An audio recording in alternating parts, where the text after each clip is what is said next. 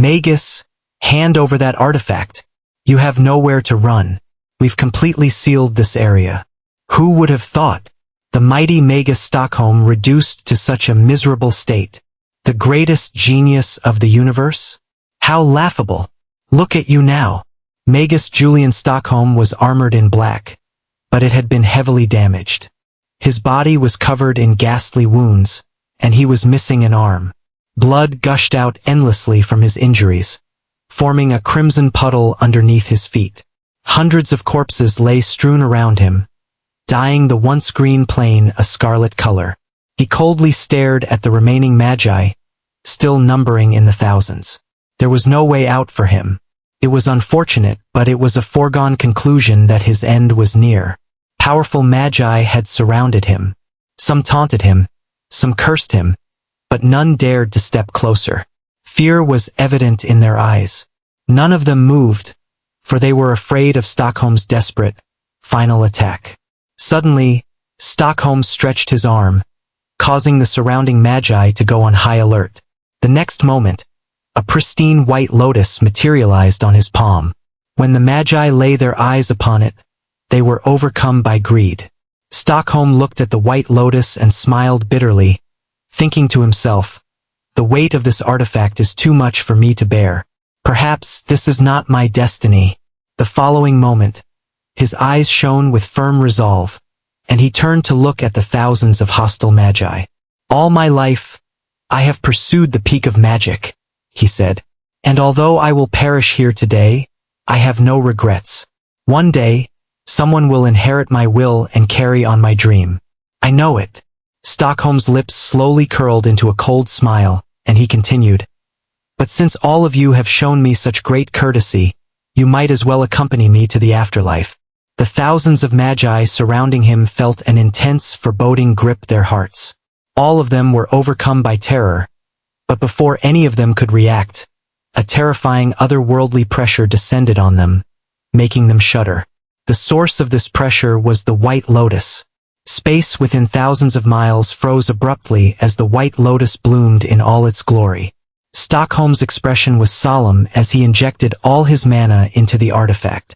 A giant energy vortex began forming with the White Lotus at the center, and cracks, both big and small, started to appear in the space all around. The divine might of the Lotus had caused the void to collapse. The Magi tried to escape, but it was futile. One by one, their eyes turned dull and listless as their souls were sundered and absorbed by the Lotus. Stockholm gritted his teeth as his consciousness slowly began to fade. But he persisted. He swore he would take all these magi with him. Within a few moments, his enemies started to die one after another, their bodies utterly devoid of souls. At last, Stockholm could not endure any longer. His soul was annihilated and absorbed by the White Lotus as well.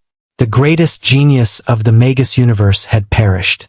As for the other magi who had died, all of them were powerful enough to rule planets. Their dominance awed trillions of people in this vast universe. But in front of the legendary White Lotus, they were nothing but mere ants. The strange thing was, none of them suffered any physical injuries from the attack of this artifact. Instead, it was their soul that had been directly destroyed and devoured. After devouring thousands of powerful souls, the White Lotus majestically hovered in the air. Before long, it entered one of the cracks in the void and vanished. The legendary artifact silently traveled through the boundless universe, waiting to be inherited by the one with great destiny. Amidst the chirping of crickets and the hooting of owls, a tanned boy with a slightly muscular body practiced his swordplay at a small clearing in the middle of the woods. His upper body was bare and drenched in sweat. Every time the boy lifted the rough-edged sword and swung it, beads of sweat fell on the grass. Although his sword technique was simple and lousy, one could still sense the determination in each swing. A few minutes later, he stopped practicing and lay down on the ground, completely exhausted. His chest heaved up and down as he stared at the twin moons in the night sky. "It's been over a month since we departed from the Cormier kingdom," he wondered.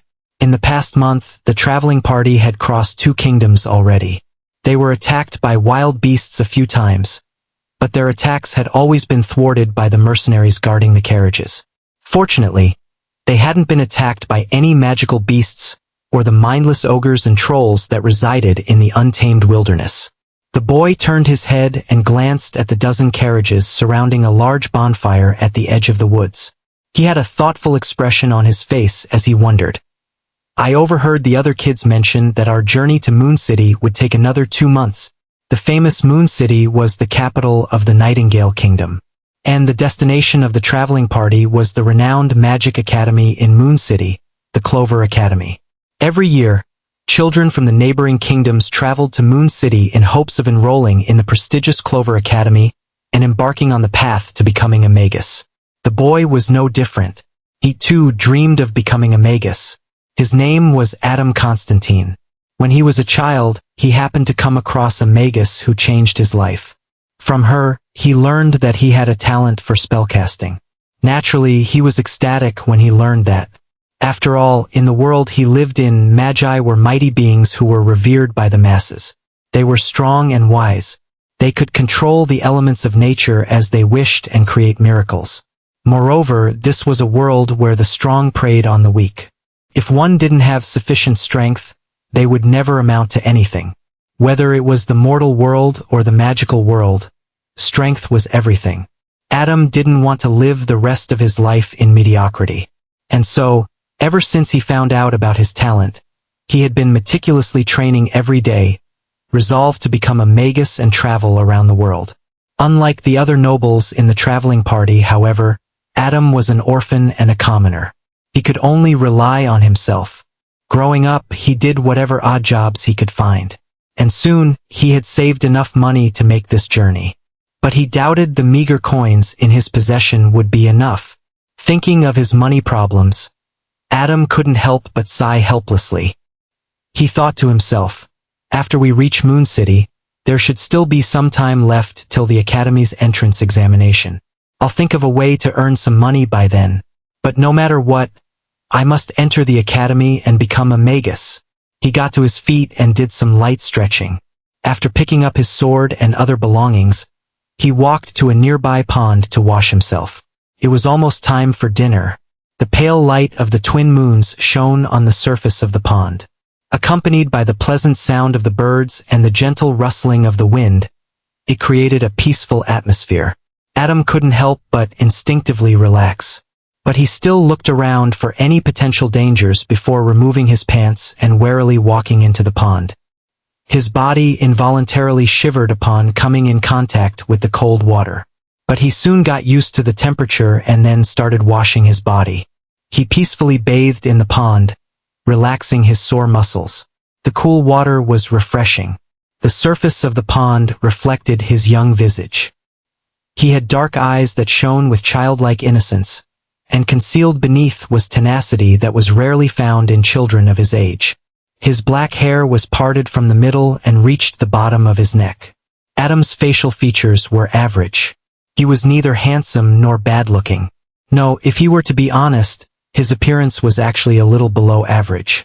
Suddenly, his stomach rumbled, and he couldn't help but stroke his belly underwater. I should head back. He was famished after that intense round of sword practice. He was about to get out of the pond and dry himself when suddenly he caught sight of something peculiar from the corner of his eyes. He squinted his eyes. What's that? In the center of the pond, a pristine white lotus floated on the surface, and around it were 3 verdant, round leaves.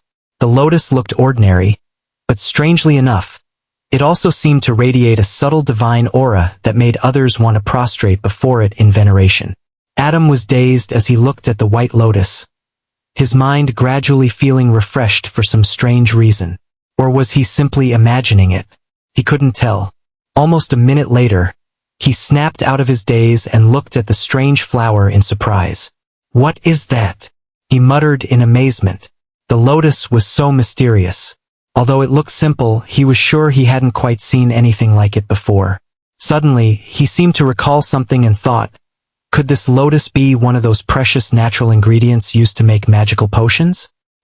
He felt excited as he thought of that possibility, and before he knew it, he found himself swimming toward the flower. If I can sell this ingredient in Moon City, I should be able to earn enough money for the Academy's enrollment fee. Adam swam without trying to make too much noise. He was afraid someone might be attracted by the commotion he made and discover the lotus as well. He couldn't allow that. This flower was his ticket into the Academy. He wouldn't miss this opportunity. Soon, he arrived at the center of the pond, the lotus now within his reach. With an excited grin on his face, he reached out with his hands and tried to gently grab the lotus. But the next moment, expression froze. The moment his fingers touched the white petals, the lotus vanished. And then his eyes rolled back, and he lost consciousness. Adam's vision was initially blurry, but when it focused, he found himself standing on a vast green plain. What is this place? He blurted out in panic. To say he was shocked would be an understatement. One moment he was bathing in the pond, and the next he was somehow transported to this foreign place. Soon, the scene around him changed, and a handsome man with long black hair appeared in front of him. He was armored in black. Adam's eyes turned wide as he retreated a few steps. Who are you? But the armored man did not reply. He didn't seem to hear him at all or even see him, for that matter.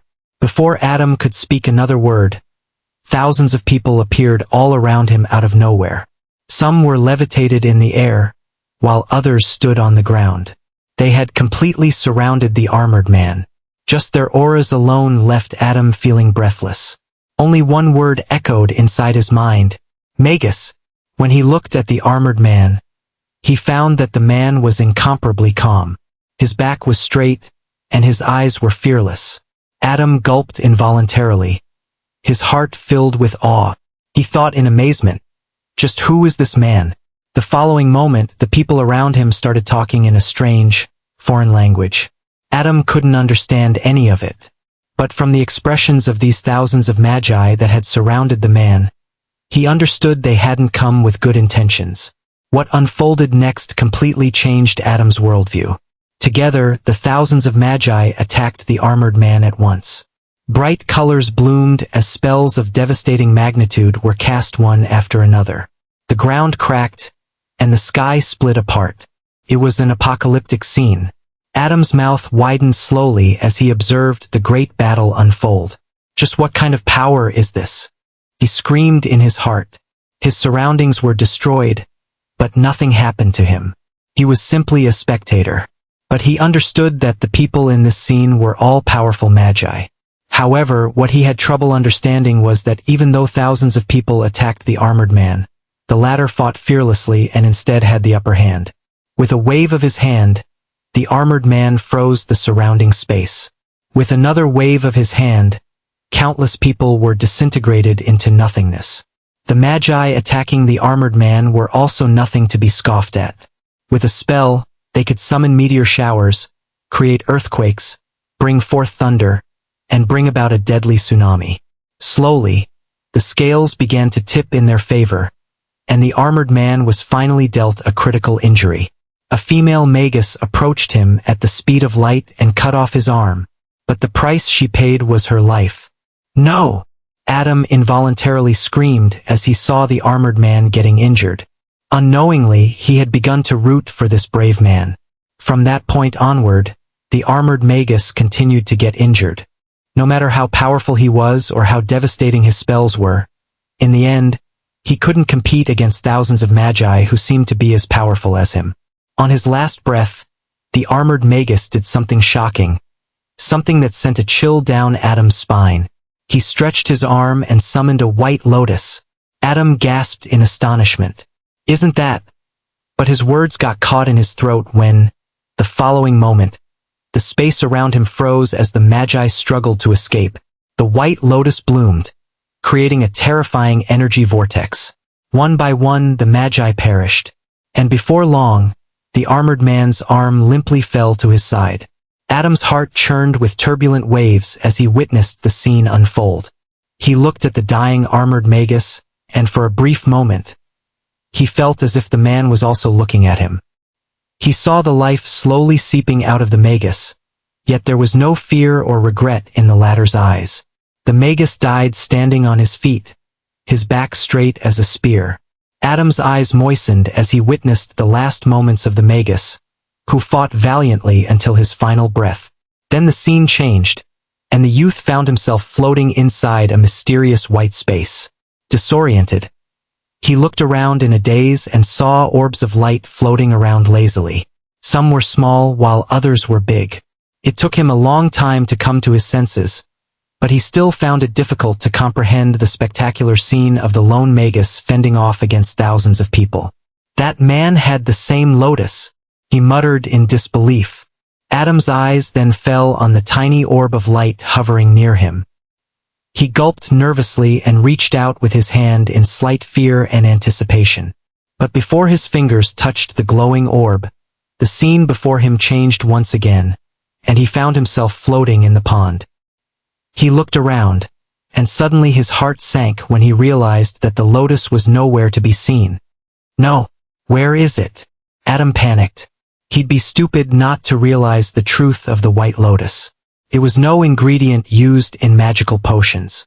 No, it was something greater, a powerful magical artifact. The youth looked around frantically, but the lotus was nowhere in sight. Suddenly, he caught sight of his hazy reflection on the pond's surface and froze. As the ripples settled on the surface of the pond, he noticed a pair of geometrical flower patterns engraved in his dark eyes. These beautiful patterns glowed with a divine white light. Adam couldn't help but feel excited as he thought of a possibility. Could it be that the white lotus fused with me? Thinking of this, he was incomparably happy. He didn't know exactly what the lotus was or what it could do, but he knew it was an extremely powerful tool that could surely help him on his path to becoming a magus. Slowly, under his observation, the lotus patterns in his pupils faded away. His eyes now looked completely normal. After gathering his thoughts and calming his excited heart, Adam swam to the edge of the pond. He dried himself and wore a fresh pair of clothes, a blue tunic and white pants. He smiled foolishly as he imagined a great future ahead. He absent-mindedly walked toward the bonfire, where the dinner was being distributed. But suddenly, a mocking voice full of disdain echoed in his ears. "If it isn't the farm boy." The moment Adam heard those words, he involuntarily clenched his fists. He looked toward the source of this voice and thought with annoyance, "This bastard again." A blonde-haired boy, who seemed to be about the same age as Adam, slowly walked toward the clearing in the woods. He wore silk clothes and fancy ornaments and had an arrogant smile on his youthful face. "Indeed, it is the farm boy. Ha!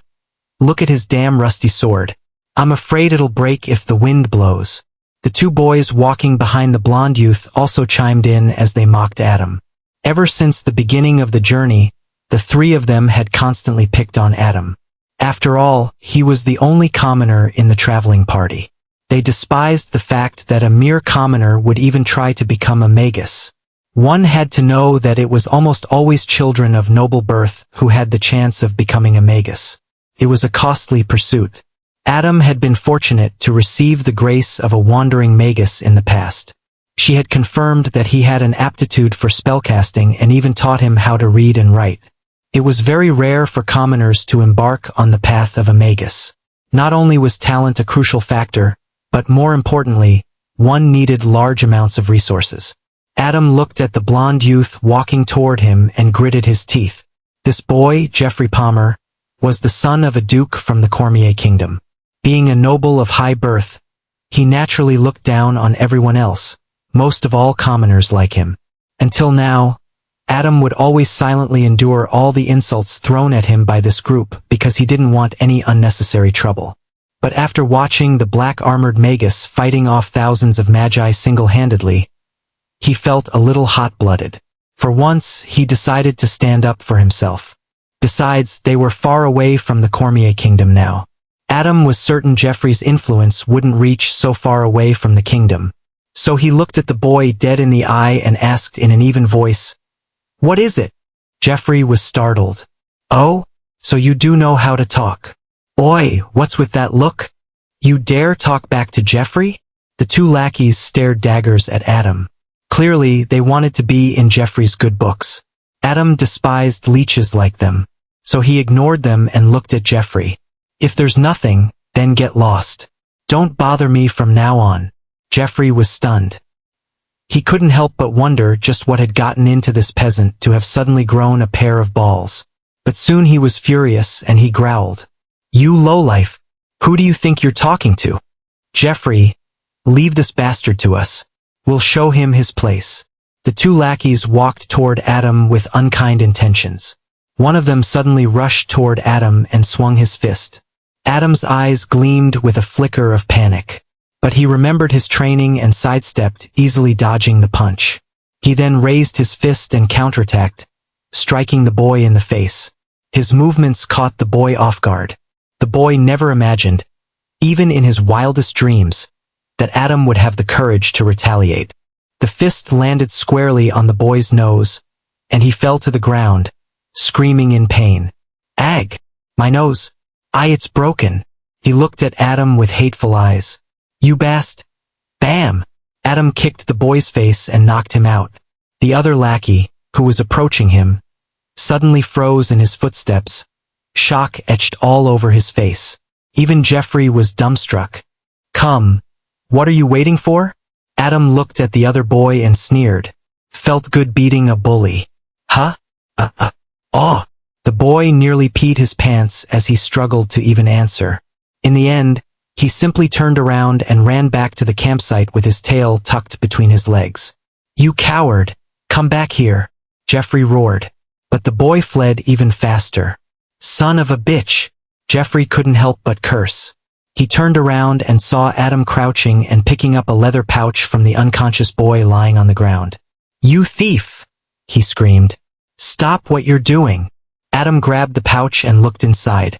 Upon seeing so many gold coins, he whistled in surprise. This was more money than he had managed to save back in his hometown in Cormier Kingdom. He then turned to Jeffrey and demanded, Hand over your money. You! Jeffrey was dumbfounded. This peasant dared to extort him. A noble son of a duke? The audacity! Overcome by anger, Jeffrey ran toward Adam while screaming, You bastard! I'll fight you! How dare you! Bam! Adam easily knocked him out with a punch to the jaw. He crouched down and grabbed the money pouch from Jeffrey. This pouch was made of fine silk and was twice as heavy as the previous one. Feeling the weight, Adam smiled in satisfaction. Consider this the fine for bullying me. He got to his feet and walked toward the campfire, laughing heartily. The monetary problems that he had been worrying about for so long had been fixed so easily. Naturally, he was in a happy mood. Of course, he wasn't afraid of any retaliation from Jeffrey. After all, the Cormier Kingdom was far from where they currently were. Moreover, the mercenaries guarding the traveling party wouldn't intervene in a mere scuffle between children. Adam walked to the place where the mercenaries were distributing food. He got in line and patiently waited. A few minutes later, he grabbed his dinner, black bread and meat stew, and sat on a patch of grass a little further away from the camp. While eating dinner, he thought back to the scene of the grand battle he had witnessed earlier, as well as that mysterious space he had visited. The Lotus was full of mysteries. Just what was that place? He thought to himself as he recalled the countless orbs of bright light in that mysterious space. He wondered how he could access that place again. He absent-mindedly finished his dinner and then lay down on the grass, gazing at the myriad stars in the night sky. He recalled the scene of the black-armored Magus fighting against his enemies, and had a look of yearning in his eyes. I wonder if I'll ever be able to fight like that man. I want to be like him. The scene of the spectacular battle kept repeating in his mind, and slowly, Adam fell into a deep slumber. In one of the carriages by the campfire, a man wearing an olive cloak sat by the window and read a thick book. Suddenly, he raised his head and his bright blue eyes found Adam. The man's gaze fell on the bulging pouches fastened tightly to Adam's belt. He noticed the youth clutching the pouches even as he snored. A moment later, his gaze swept through the clearing inside the woods and fell on two unconscious boys. The man's eyes narrowed as he scanned their injuries. But in the end he sighed and shook his head. Kids, he thought in amusement as he went back to reading. And as for Adam, in his sleep, he dreamed of becoming a splendid magus. Another month passed on the road as the traveling party continued their journey to Moon City. It was the monsoon season, and the party had to withstand the heavy rainfall on its way. The path was tough to traverse, but thanks to the sturdy scaled horses, they didn't face many problems. Other than that, they were attacked by magical beasts a handful of times. But these beasts were defeated by the mercenaries traveling with them. Till now, there had been no casualties. Although these mercenaries couldn't wield mana, that didn't mean they couldn't fight. More than 30 strong mercenaries traveled with the party, and they easily took care of any magical beasts that attacked. But everyone knew the closer they got to the Nightingale Kingdom, the number of beasts would increase. Not just their numbers, but also their strength. At that point, these mortal mercenaries would become useless. But fortunately, 3 rank 1 magi were also traveling with the party. They were assigned by the Clover Academy to safely bring the children to Moon City. Till now, the magi had yet to make a move. But when they did, all the children believed that it would be a sight to behold. In the past month, Adam continued to diligently exercise and hone his fighting skills every day. Jeffrey had gathered a few other kids and had come to look for trouble with Adam a few times. But every time the group confronted him, they would be severely beaten, and at the end of it, Adam would come out a richer man. After a certain point, the kids simply stopped bothering him. Due to the disparity in their classes, none of the children in the party tried to befriend Adam. Although he was silently hurt by this, he grew to live with it. He never had friends growing up and lived alone for most of his life. It was sad, but nothing new. To him, all that mattered was strengthening himself and focusing on becoming a magus. Although none of the kids spoke to him, the same couldn't be said about the mercenaries. After all, Adam was a prospective magus. Who wouldn't want to form a healthy relationship with a future spellcaster? On this day, Adam sat by a smaller bonfire and had dinner with a few of these mercenaries. He loudly chewed the food in his mouth and asked a man sitting beside him on a wooden log, "Rick, you said you're from Moon City, no?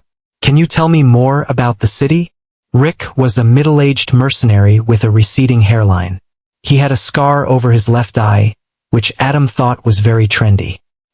He tore a piece of meat from the bone and replied with a laugh, "In my life, I've been fortunate enough to travel to most of the kingdoms in the Southern Federation.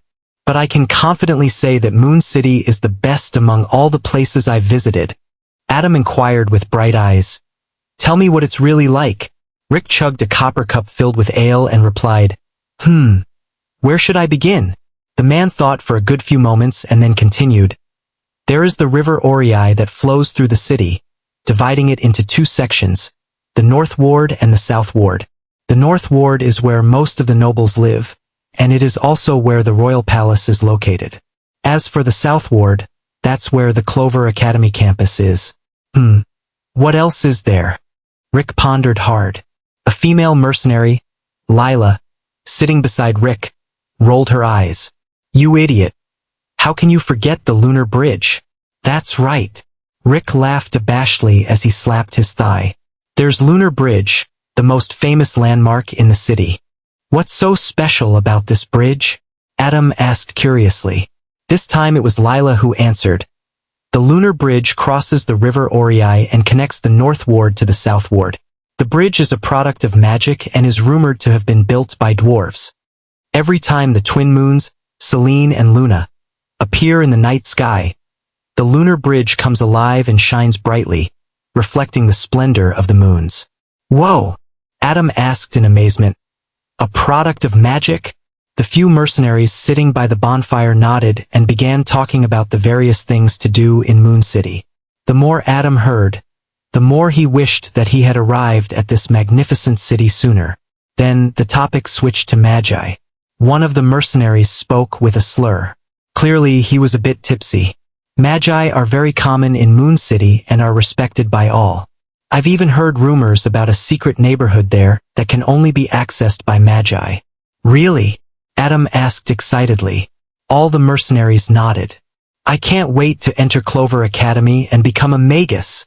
Adam clenched his fists and spoke with determination. Lila looked at him and chuckled. "When you become a magus, don't forget to hire us for any tasks you have." Adam suddenly realized why the mercenaries were being so amiable with him. But he didn't mind it. They meant him no ill will after all. He nodded. Of course. Hearing his affirmation, the few mercenaries by the small campfire felt gratified. They continued to talk for a long time and even made Adam try ale for the first time. They also quite liked the boy. He was neither arrogant nor overbearing, like the other kids in the traveling party. They got along quite well with each other. On the other side, a few kids, including Jeffrey, hatefully glared at Adam drinking and having fun with the mercenaries. A brown-haired boy with freckles gnashed his teeth and said, "Are we going to do something about the farm boy or not? That scumbag took my sword. It was a family heirloom, damn it." Jeffrey coldly looked at this youth and snorted. "Then why don't you go to him and ask for your sword back?" The freckled boy couldn't come up with a reply. A few days ago he was kicked in the butt so hard by Adam that it still hurt. Seeing the boy not reply, Jeffrey scoffed. "Didn't think so." He turned his attention back to Adam, who seemed to be already drunk, and thought to himself, "The intensity of magical beasts will increase when we near the borders of Nightingale Kingdom."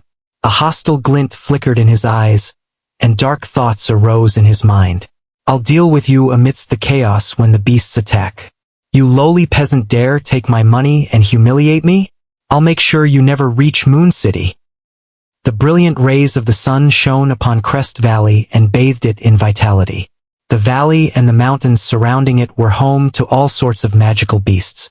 People who passed through this valley would usually take the safest route that had already been scouted beforehand by the Magi. And if one were to travel alone, that was simply courting death. Of course, if it were a very powerful magus, then there would be nothing to worry about. The traveling party had just entered Crest Valley. From here on out, it would take them about 3 weeks to reach Moon City. But more importantly, the attacks from magical beasts would also intensify from here on out. Magical beasts had extreme primal tendencies. They disliked foreigners encroaching upon their territory. Adam looked at the view through the carriage window with fascination. After all, he'd spent all his life in a small town. In the last 2 months, he had witnessed many new and different things. In the distance, a pack of half a dozen foxes stared at the traveling party vigilantly. Meanwhile, the fox cubs played with each other in a carefree manner. On the other side, a herd of horses with fiery manes ran unrestrainedly. Although the scene looked spectacular, Adam knew that it was all just a facade. After his regular chats with the mercenaries, he had come to learn just how dangerous this valley was. Moreover, Crest Valley bordered the murky mountains, a place that even Magi didn't dare venture into. Adam's hands involuntarily grabbed the hilt of his sword as he thought to himself. Rick and the others mentioned that there would always be deaths in the traveling party when they went through the Crest Valley. He had learned that this wasn't the first time Rick and the other mercenaries were escorting children to Moon City. In their past travels, there would always be some casualties in this dangerous place. Even if there were Magi present, they couldn't save everyone. "Excuse me." Suddenly, a meek voice called out to Adam. He turned around to see that a girl with twin ponytails was looking at him nervously. "Yes?" Adam asked. The girl thought for a moment and then said, "You've been talking to these mercenaries quite often. How long did they say it'll take us to reach Moon City? I can't stand it anymore." Adam looked into the girl's eyes and noticed great discomfort as well as a hint of apprehension. He couldn't help but sigh. These nobles have never had to withstand such inconvenience in their lives. I can see why they would find this journey unpleasant, he thought. Just because Adam enjoyed the entire journey till now didn't mean that the others did too. In fact, most of the children were sick of traveling for months. Not to mention, they even had to be crammed up inside carriages for long periods. Add to that, the constant attacks from wild beasts on their journey were taking a heavy mental toll on them. Adam replied with what he knew. "The mercenaries said we'd reach the borders of the Nightingale Kingdom in another 2 weeks. From then on, it'll be completely safe. Moon City would take us another week of traveling once we enter the borders." "Oh, I see. Thanks," the girl replied and then turned quiet. The other children in the carriage heard Adam, and most of them were relieved. They'd already spent more than 2 months traveling. A few more weeks shouldn't be that hard. Or so they thought. Just before sunset, the traveling party found a relatively high ground to camp for the night. The mercenaries all got to work as they set up tents and started a campfire. This was part of their duties, after all. In one of the wooden carriages, the blue-eyed, olive-cloaked man who was still reading a book suddenly raised his head and looked into the distance. His gaze seemed to have traveled a long distance and made a discovery. His lips parted, and he spoke calmly. "I guess it's time to make our move." Two other people in the carriage, a man and a woman wearing the same olive cloak, looked in the direction the blue-eyed man was looking. The man coldly replied, "Let those mercenaries handle it. We'll move in when things get a little difficult for them. Besides, those entitled little kids need some tempering. Clover Academy is not a place for weak-willed magi." "If you say so." The blue-eyed man shrugged and got back to reading. Although the other man claimed that the children needed tempering and that the academy was not a place for the weak, he knew the real reason why the man didn't wish to intervene. Thinking of that reason, his lips curled into a crafty smile. A few minutes of peace ensued, when suddenly, howl! The ominous call of a wolf disturbed the peace in the camp. This wild and desolate howl echoed in the valley for a few moments, and then more howls echoed one after another. "Damn it! It's a wolf pack! And a large one!" The mercenaries wore solemn expressions.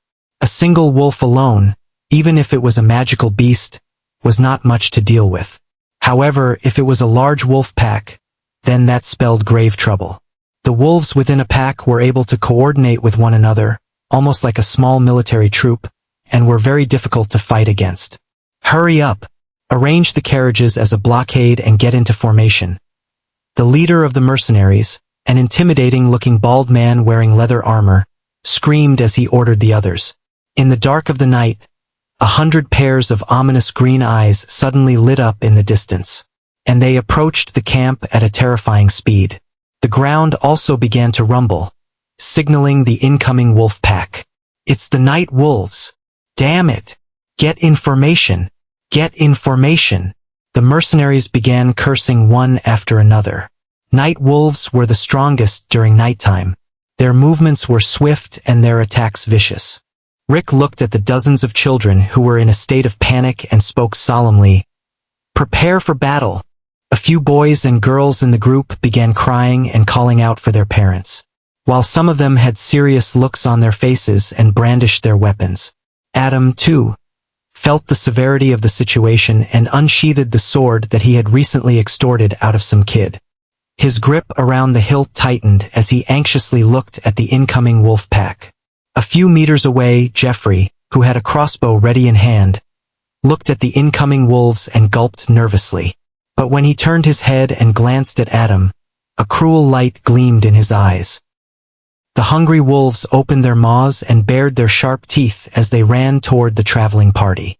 When they were only 30 meters away, the bald mercenary leader roared, "Shoot!" Dozens of arrows were fired by the mercenaries toward the incoming wolf pack. The wolves at the front instantly stumbled after being injured by the arrows. Soon, they were dead after being trampled upon by their brethren from behind. When the wolves were 15 meters away, another volley of arrows was fired, and a dozen more wolves died. "Fight with me!" The mercenary leader shouted heroically as he brandished his spear. The mercenaries behind him readied their weapons and patiently waited for the wolves to arrive. And the next moment, the wolves smashed against the wooden carriages. The mercenaries who were standing between carriages or on top of them began attacking. A brutal bloodbath ensued. Wolf howls rang from time to time as they fell to their deaths.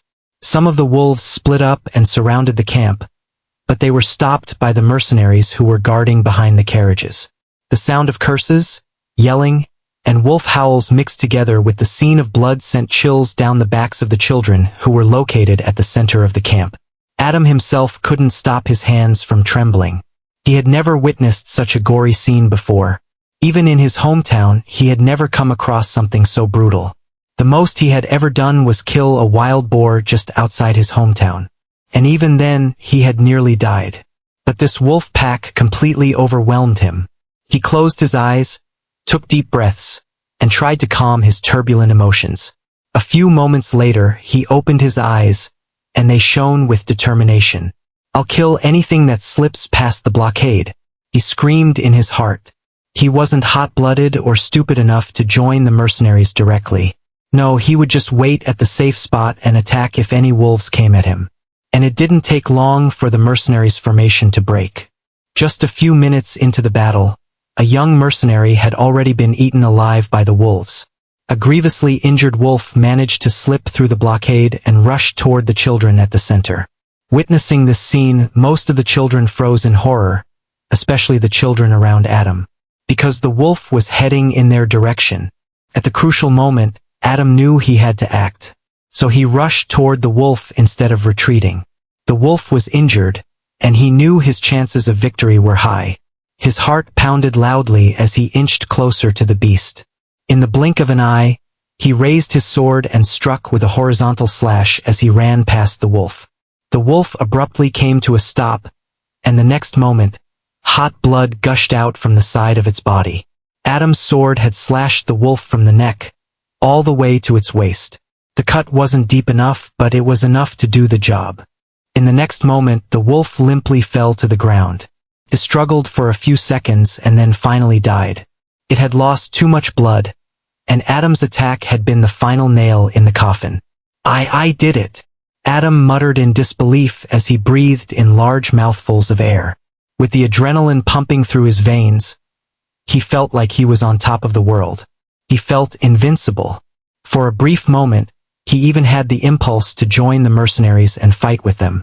But soon, he shook his head and rid himself of such conceited thoughts. He hurriedly retreated toward the center of the camp and got into a fighting position once again. Only now did the children around him react to what had just happened. Oh my goodness! Did you see that? He actually killed it, the children screamed in utter disbelief. Some looked at him with admiration, while most only felt negatively. They ridiculed themselves for being outdone by a mere commoner. Still, they felt grateful. At least they were alive. With Adam killing the wolf, the children's morale was lifted, and most of them readied themselves for any impending wolf attacks. These children had the talent to become magi and were prideful by nature. How could they let others outshine them? Jeffrey, who had witnessed everything, was frozen in shock. He couldn't help but wonder if he were in Adam's shoes. Would he make it out alive in that situation? Would he be able to so easily conquer his fears and run towards the wolf? The answer was clear to him. For a moment, he hesitated over whether to make a move against Adam or not. However, the ingrained arrogance and pride in him overcame his reasoning. His expression turned unsightly. No, this bastard deserves death. Not only did he steal my money, but he even beat me up in front of others. Even my own father never raised his hand on me. To think that this peasant had the nerve. Unforgivable. Jeffrey decided in his heart that he would kill Adam during this beast attack. Even if he couldn't manage to kill Adam, he at least had to brutally injure him so that he could never become a magus. More and more mercenaries at the blockade were attacked and killed by the ravenous wolves. Due to this, many wolves had slipped past the makeshift blockade made of carriages and begun attacking the children. There were even 2 deaths among the children. However, the Magi still hadn't made a move. The children, as well as the mercenaries, were getting extremely anxious. Adam kept hacking his sword at any wolf that came his way. Vertical slash, horizontal slash, thrust, stab, he attacked with everything he had in his arsenal. He was drenched in blood. Some was his own blood, while most of it was from the wolves. He had completely lost himself in the moment as he continued to hack away with his sword like a madman. Jeffrey, who was using his crossbow and assisting the children from a relatively safer spot, suddenly glanced in Adam's direction, and his eyes lit up. Chance. He knocked a bolt in the crossbow and aimed it toward Adam. At the same time, he didn't forget to shout out righteously, "Adam, let me help you." Pew! Jeffrey finally fired the bolt, and his lips curled up into a wicked grin. At that moment, Adam was busy defending against the attack of a wolf. He had been fighting non-stop for the last 10 minutes or so and was already out of strength. So he was relieved that someone was coming to help him. However, when he heard that voice, he was confused. Isn't that Jeffrey's voice? Why is he had never expected Jeffrey, out of all people, to help him. That left him puzzled. But the next moment, his thoughts came to an abrupt halt when an arrow pierced his left shoulder. Adam's eyes widened in shock. He didn't have a second of respite as the moment he was shot. The wolf had gotten the upper hand and severely bit his left arm, pinning him to the ground. Ag! Adam screamed in agony as the wolf's teeth sank deeper into his arm, threatening to rip it apart. Meanwhile, Jeffrey reloaded another bolt into the crossbow and cursed inwardly. Damn it! I was aiming for the head. He looked at Adam struggling underneath the wolf and hesitated to shoot another bolt. But ultimately he decided against it. That earlier shot could still be considered an honest mistake, but if he shot Adam again, he didn't know how the three magi would react to his blatant attempt at murder. Jeffrey didn't want to risk it. He took one last glance at Adam and coldly smiled. Serves you right, you peasant. He then turned around and started shooting down wolves. Adam struggled with all his might as he tried to escape from the deathly maw of the gluttonous wolf. But no matter how hard he tried, he just couldn't overpower the beast. His left arm was slowly beginning to go numb. Blood gushed out of his arm, pooling beneath him. He gritted his teeth, and his eyes reddened. Involuntarily, tears streamed down his face and mixed with the blood. He thought back to all his struggles during his childhood, his encounter with the White Lotus in the pond, and finally the scene of the black-armored Magus fighting valiantly against thousands of magi. Adam's eyes turned even more bloodshot, and his expression turned savage. He screamed in his heart, that brave man single-handedly fought against thousands of powerful magi, and I can't even fight a mere beast. How can I die here? I haven't even become a Magus. I refuse to die. A raging fire lit up inside of him, and he managed to gather strength that he didn't even know he had. He glanced at the crossbow bolt sticking out from his left shoulder and viciously yanked it out. Arfk! He growled like a beast as he tightly grabbed the bolt and stabbed it straight into the wolf's eye. Immediately, the wolf let go of Adam's arm and whimpered in misery. It tried to run away, but Adam had already coiled his legs around the wolf's body like a python. Then, he hammered down his right fist on top of the crossbow bolt. Bam! The bolt penetrated further into the wolf's skull and pierced its brain. Adam continued to ruthlessly hammer his fist on the bolt until the wolf completely stopped moving. After making sure that the beast had died, Adam felt like he had lost all strength in his body. He limply sprawled on the ground with the wolf's corpse still on top of him. A few moments later, he removed the corpse with great difficulty and slowly got to his feet. His left arm looked hideous as it was viciously chewed by the wolf. It was a miracle that it still remained attached to his body. He was drenched in blood and looked like a demon that had risen from the pits of hell. He looked around, and his gaze finally landed upon Jeffrey, who was helping out the others. I'll kill you, Adam growled as he slowly walked toward Jeffrey. He was full of unprecedented bloodlust. He had never taken his earlier scuffles with the other children seriously, but it looked like he had been naive. Just because he didn't plan to kill others didn't necessarily mean that others wouldn't kill him. And to think that Jeffrey would attempt to kill him for such a petty reason. The moment Jeffrey laid eyes on Adam, his knees buckled, and he fell to the ground. The image of Adam, drenched in blood and walking toward him with reckless murderous intent, made him shudder. He's alive. Jeffrey couldn't believe that Adam was able to make it out alive. He was certain that the wolf would devour him. He raised his trembling hands and pleaded, Adam, wait. It was a mistake. I promise. Adam refused to listen. He slowly walked toward Jeffrey with the broken sword in his hand. His sword had already been destroyed from the constant fighting earlier. Just when he was a few meters away from Jeffrey, the blue-eyed blonde man in the olive cloak appeared right between them. The man first looked at Jeffrey, causing him to tremble in fear. Then, he looked at the grievously wounded Adam, who didn't seem to be bothered by his presence at all. This is not the time or the place for your dispute, he said calmly. But Adam protested. I said this is not the place. The man interrupted him in a more strict tone. Seeing this, Jeffrey was relieved, and he complained. Thank you for saving me, sir. If not for you, I would have... Shut it, the blue-eyed man coldly said to Jeffrey. Don't think I don't know what you did. Shit. Jeffrey gulped and lowered his head, avoiding eye contact with the man. Two more people, a man and a woman, appeared out of nowhere and stood next to the blue-eyed man. All three of them wore the same cloaks. It was olive-colored and had a four-leaf clover insignia at the center of the chest. The man looked into the distance and saw a night wolf slightly bigger than the other wolves and muttered, "Seems to be on the verge of advancing to a rank 2 magical beast. No wonder it was able to control such a large number of wolves," replied the blue-eyed man. "Let's combine our spells and get this over with," the woman spoke succinctly. The three magi then jumped and landed beyond the blockade made of wooden carriages. Instinctively, the surrounding wolves made distance for them, sensing the immense danger. "All right, time to get to work." The blue-eyed man cracked his knuckles. "Howl!" The wolf leader howled and commanded the pack to attack the three magi who had dared to cross the blockade and obstruct them.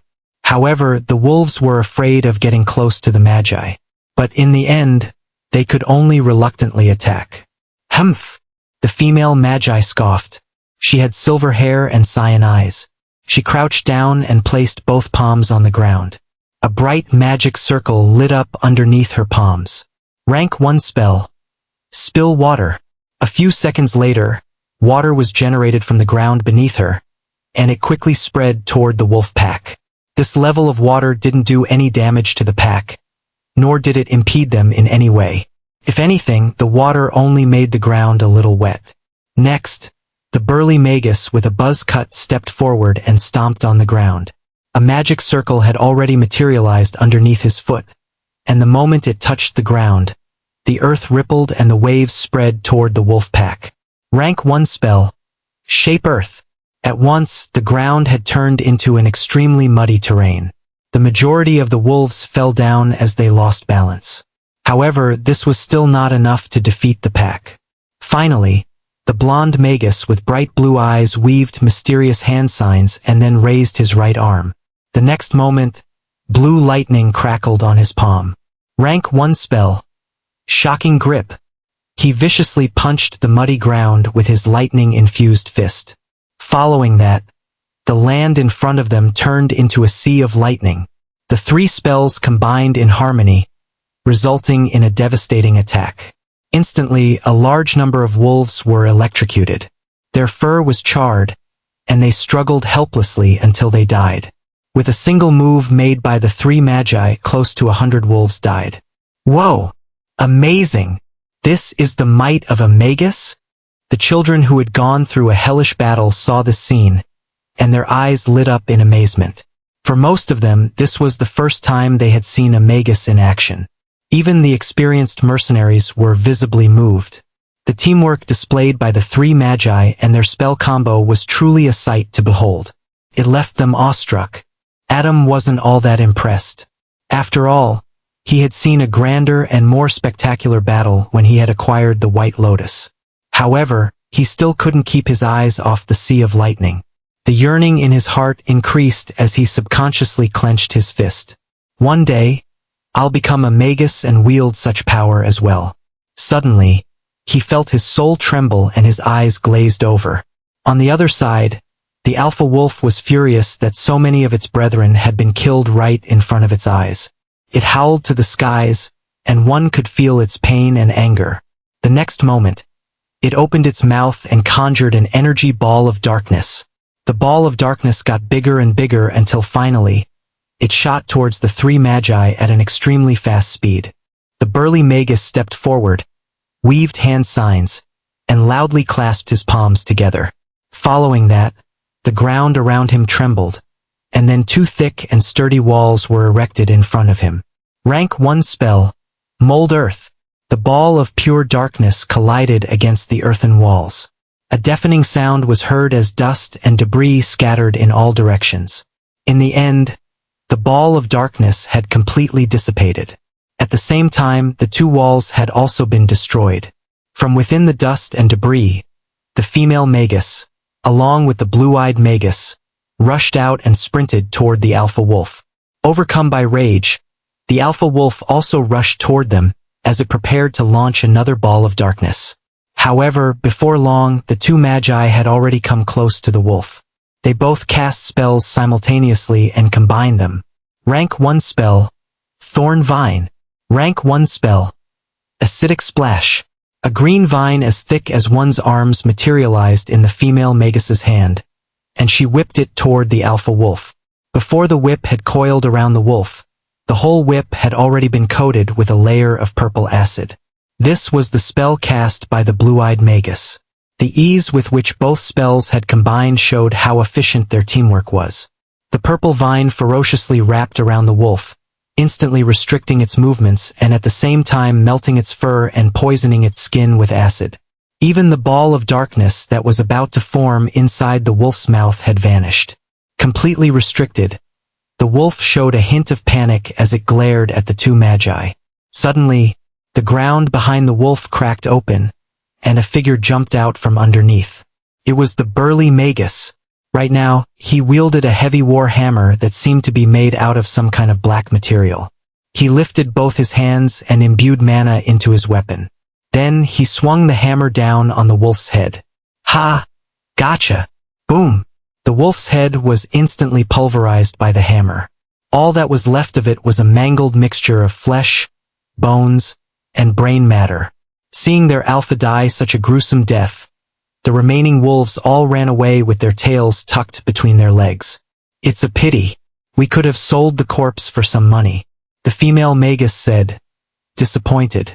The burly magus, Ivan, looked at the alpha's corpse, or what was left of it, and smiled embarrassedly. My bad, Kelly. The female magus, Kelly, shot one last glance at the mangled corpse of the wolf and then turned around and left. Nicely done, Ivan. Don't mind her. The blue-eyed magus gave Ivan a thumbs up.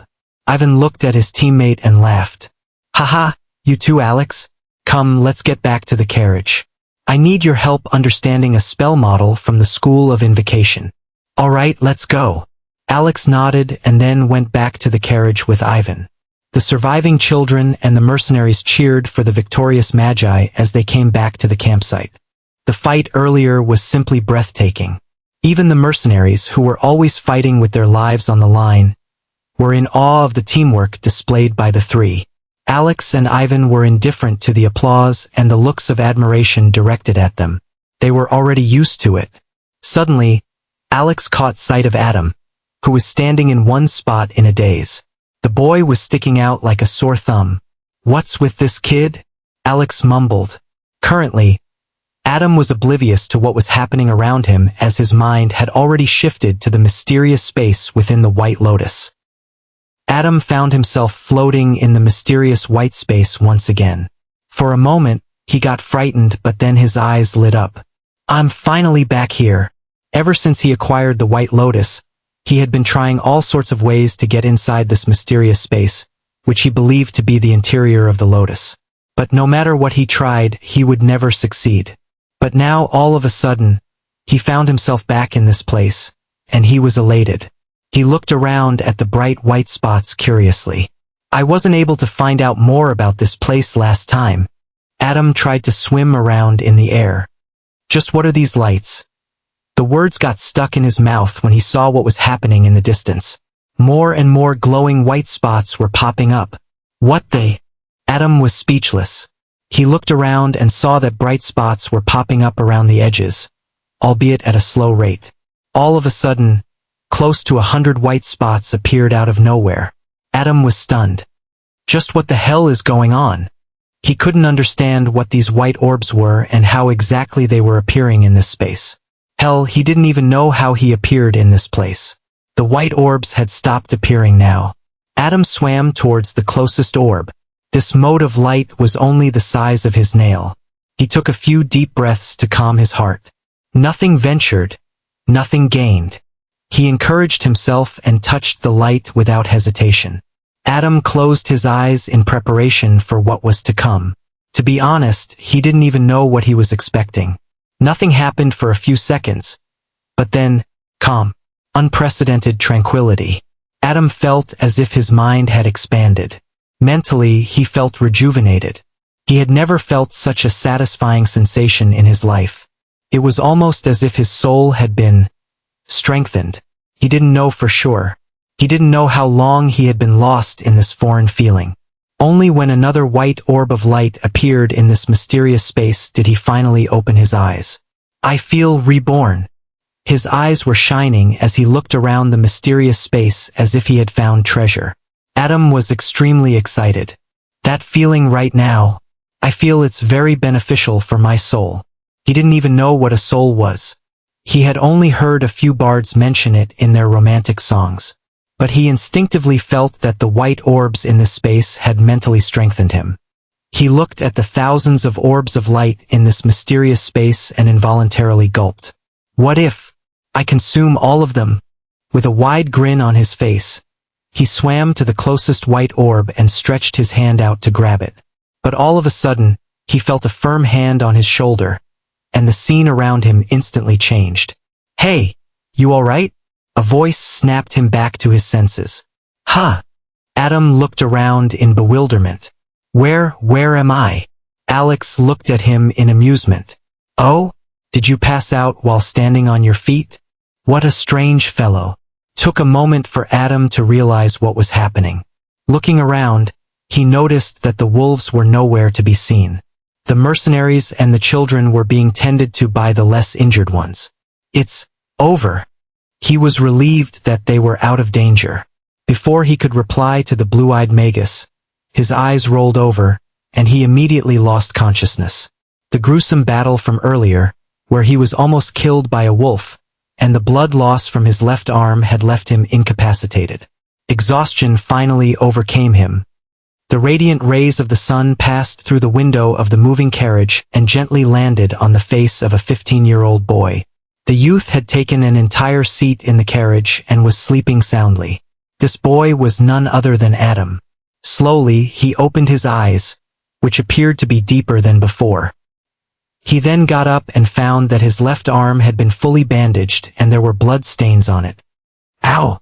He sharply breathed. Even a little bit of movement sent pangs of pain through his nerves. Good morning, Adam. A cheerful voice entered his ears. Adam looked up and saw that it was a girl with brown hair who was smiling amiably at him. Adam was puzzled. This was the first time another child from the traveling party had greeted him. But then he realized why this was happening. In the battle last night, he had fended off many wolves and happened to save quite a lot of kids who were behind him. She must be one of them, I guess. Adam was certain in his heart. He forced a smile at the girl and asked, Where are we currently? One of the other children, a boy beside her, replied, We're further inside the Crest Valley. I see. Adam nodded. He was feeling slightly overwhelmed by the sudden friendliness shown by his peers. Until last night, everyone avoided him simply because of his status as a commoner. But after the kids saw him fight last night, they had a change of heart. Everyone respected the strong. Moreover, some of the children were also saved by Adam, so they were naturally grateful to him. Adam turned his head to look at the moving scenery outside the window. He had completely thrown out the matter of last night's gruesome battle, as well as Jeffrey's intention to kill him, to the back of his mind. What he was now pondering was the mysterious space inside the White Lotus. His speculations about his soul being strengthened were already proving to be correct. He felt his perception increase ever so slightly, his thoughts were running smoothly, and overall he felt his mind operate much better than before. But most importantly, Adam had a feeling that he now knew how to access that mysterious space at will. After asking the kids in the carriage about what had transpired after the three magi showed up on the battlefield last night, he learned that they had killed over 100 wolves in a few moves. The kids were still speaking excitedly about it. They had been completely amazed by the Magi's fighting abilities last night. Adam, on the other hand, was thinking of something else entirely.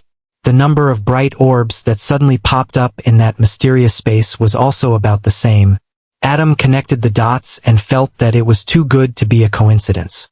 Thinking back to the scene he had seen when he first acquired the White Lotus, Adam was slowly beginning to uncover the mystery behind this strange artifact. In that scene, when the black-armored Magus activated the White Lotus, all the other Magi died as a result.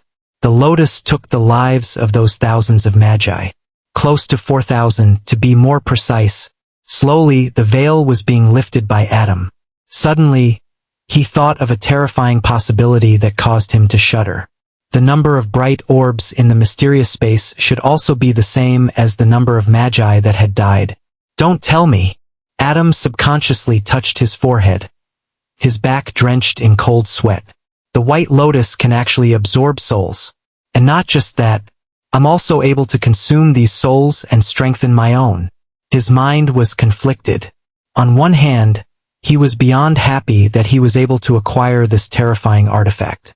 But on the other hand, he feared what would happen if information about him possessing such a treasure was made known. From now on out, he had to be extremely vigilant about it. He had no idea if soul-related artifacts were common or rare, but he still decided to stay cautious. If such artifacts were common, no one would bat an eye if they found out that he had a soul-related artifact. But if they were rare, thinking of this, he looked at the kids in front of him and asked in a slightly tensed manner, "What happened after I passed out? How did I get in the carriage? Who dressed my wounds?" The children didn't think much about Adam's sudden change in behavior. One of them truthfully replied, "The blonde magus carried you to the carriage, and then a mercenary dressed your wounds and applied medicine." Shit, Adam cursed inwardly. Was the magus made aware of the white lotus? He began to get nervous thinking about this possibility.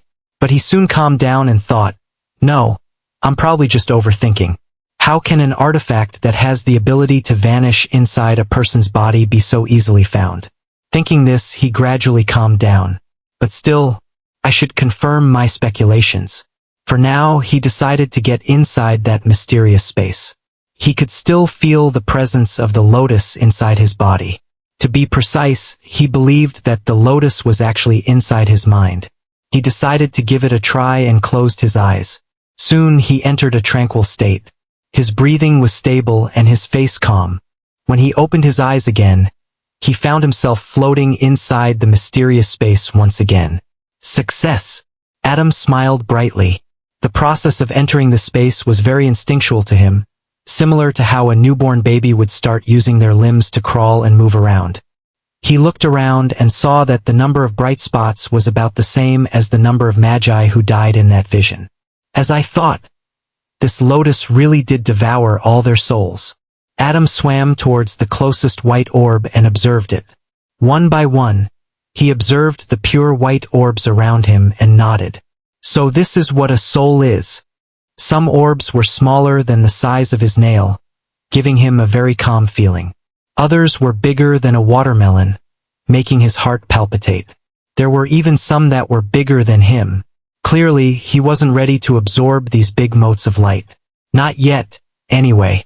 Suddenly, Adam's vision fell on one of the smaller orbs that seemed a bit peculiar. His brows furrowed, and he swam toward this mote of light. On the surface of this white spot, there were all sorts of colors flickering from time to time. What's wrong with this one? Adam thought for a long time and couldn't figure it out. Since he didn't feel any sense of danger from the orb of light, he decided to just absorb it. The moment he touched this white spot, along with the sensation of his soul strengthening, there was something else that Adam felt, and he was shocked by it. A massive influx of information. Inside the moving carriage, Adam, who had his eyes closed at this moment, suddenly trembled and his expression twisted. He began sweating profusely. This continued for a few minutes until he finally opened his eyes. Gasp! He took a large mouthful of air like he'd been suffocating for eternity. He grabbed his head and groaned. It felt as if 1,000 ants were crawling all over his brain. His face had turned red, and veins were popping on the sides of his temples. Adam, what is it? What happened? Are you all right? The children panicked seeing Adam in such a miserable state. Another minute later, the pain subsided, and Adam looked up at his peers and spoke with difficulty. I'm fine. My wound is acting up. I just need some sleep. Without waiting for their reply, he closed his eyes and lay down. He then went through this new information, or rather, foreign memories that were suddenly inside his head. After absorbing that white orb of light, Not only did his soul become stronger, but he also received a small portion of the memories of what he assumed to be one of the many magi who had died in that vision. It took him a long time to sort out these new memories that were clashing with his own. Finally, just before sunset, he was able to organize these memories. Thanks to the strengthening of his soul, the whole process didn't seem arduous at all. Adam opened his eyes and sat back up. He had a strange look on his face as he mumbled, "Herbalism." Another 2 weeks passed by, and the traveling party was almost near the borders of the Nightingale Kingdom. The danger-filled wilderness had given way to lush farmlands as far as the eye could see. Every now and then, the traveling party would come across hamlets and villages. After seeing signs of civilization, the children were extremely happy. After all, the last 3 months of traveling had really taken a toll on them. After the attack of the wolf pack, the party wasn't attacked by magic beasts anymore. To be more precise, a few magic beast groups attacked them, but the 3 magi had jointly taken care of them in advance. About half a dozen children had perished in the previous wolf attack. If the magi wanted to, they could have saved these unfortunate kids. But why would they? Firstly, as cruel as it sounded, the magi wanted to discard the bad seeds from this batch of children. This ensured that the children who did enroll at the academy were the best of the best. If the kids couldn't even survive a mere magic beast pack, then they could forget about embarking on the path of a magus. It sounded grim, but such was the cruel world they lived in. It was difficult to survive and resources were scarce, especially for a magus. Secondly, this was also a test for the children, albeit an unofficial one. To become a magus, not only was talent and aptitude necessary, but also courage and prudence. Through the attack of the wolf pack, the 3 magi were able to examine the kids who were able to put their lives on the line and fight using either their brains or brawn. The surviving 60 or so kids had all made the cut. However, there were some in the caravan, specifically the mercenaries, who believed the magi had ulterior motives behind letting some of the children die. Of course, the mercenaries never voiced out their opinion. Over the past 2 weeks, Adam wasn't able to practice his sword because of his injury. The mercenaries had run out of healing potions, and Adam didn't have the guts to ask for one from either of the magi. So, Adam spent the last 2 weeks consuming souls and expanding his knowledge of herbalism. Herbalists were very sought after in the magus world, and he knew for a fact that herbalists or potion masters, as they were called by some, were very wealthy. So, he decided to assimilate the memories related to herbalism so that he could get an edge over other students. At the very least, selling magical potions would ensure that he had a steady source of income. Adam would go to the space inside the lotus every day and absorb the smaller white motes of light. He could see the progress with his own eyes, and he was ecstatic about it. His perception had increased to a level he hadn't thought was possible.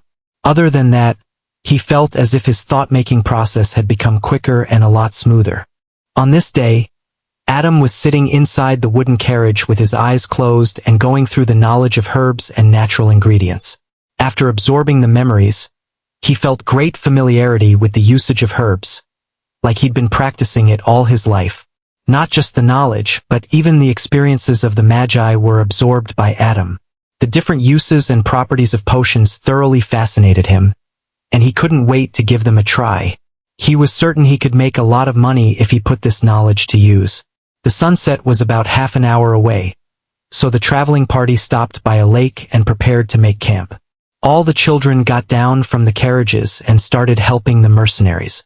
They weren't the same kids they were when they started their journey. After going through so much in the past 3 months, they had matured. Things like setting up tents and making campfires were beneath these children of noble birth. But now, they were simply grateful to have a roof over their heads, some food in their stomach, and most importantly, to have made it out alive through this perilous journey. Adam got out of the carriage and looked around as he breathed in the fresh air. Suddenly, his gaze fell on Jeffrey, and they made eye contact. Adam's eyes instantly turned cold, and he glared at Jeffrey. Jeffrey immediately looked away and distanced himself from Adam. Ever since that incident that night, he had been avoiding Adam like the plague. Adam's eyes narrowed as he stared at Jeffrey's departing back. "Sooner or later, I'll deal with you," He had never felt such hatred for another person before. Thinking back to how he had almost died that night, Adam was furious. He cursed under his breath and went the other way. In the distance, he saw the three magi alighting from the carriage and sitting on boulders by the lakeside. The burly Magus, Ivan, and the female Magus with the silver hair, Kelly, were busy reading books. Meanwhile, the blonde Magus, Alex, was staring into the distance of the lake, throwing pebbles across its surface.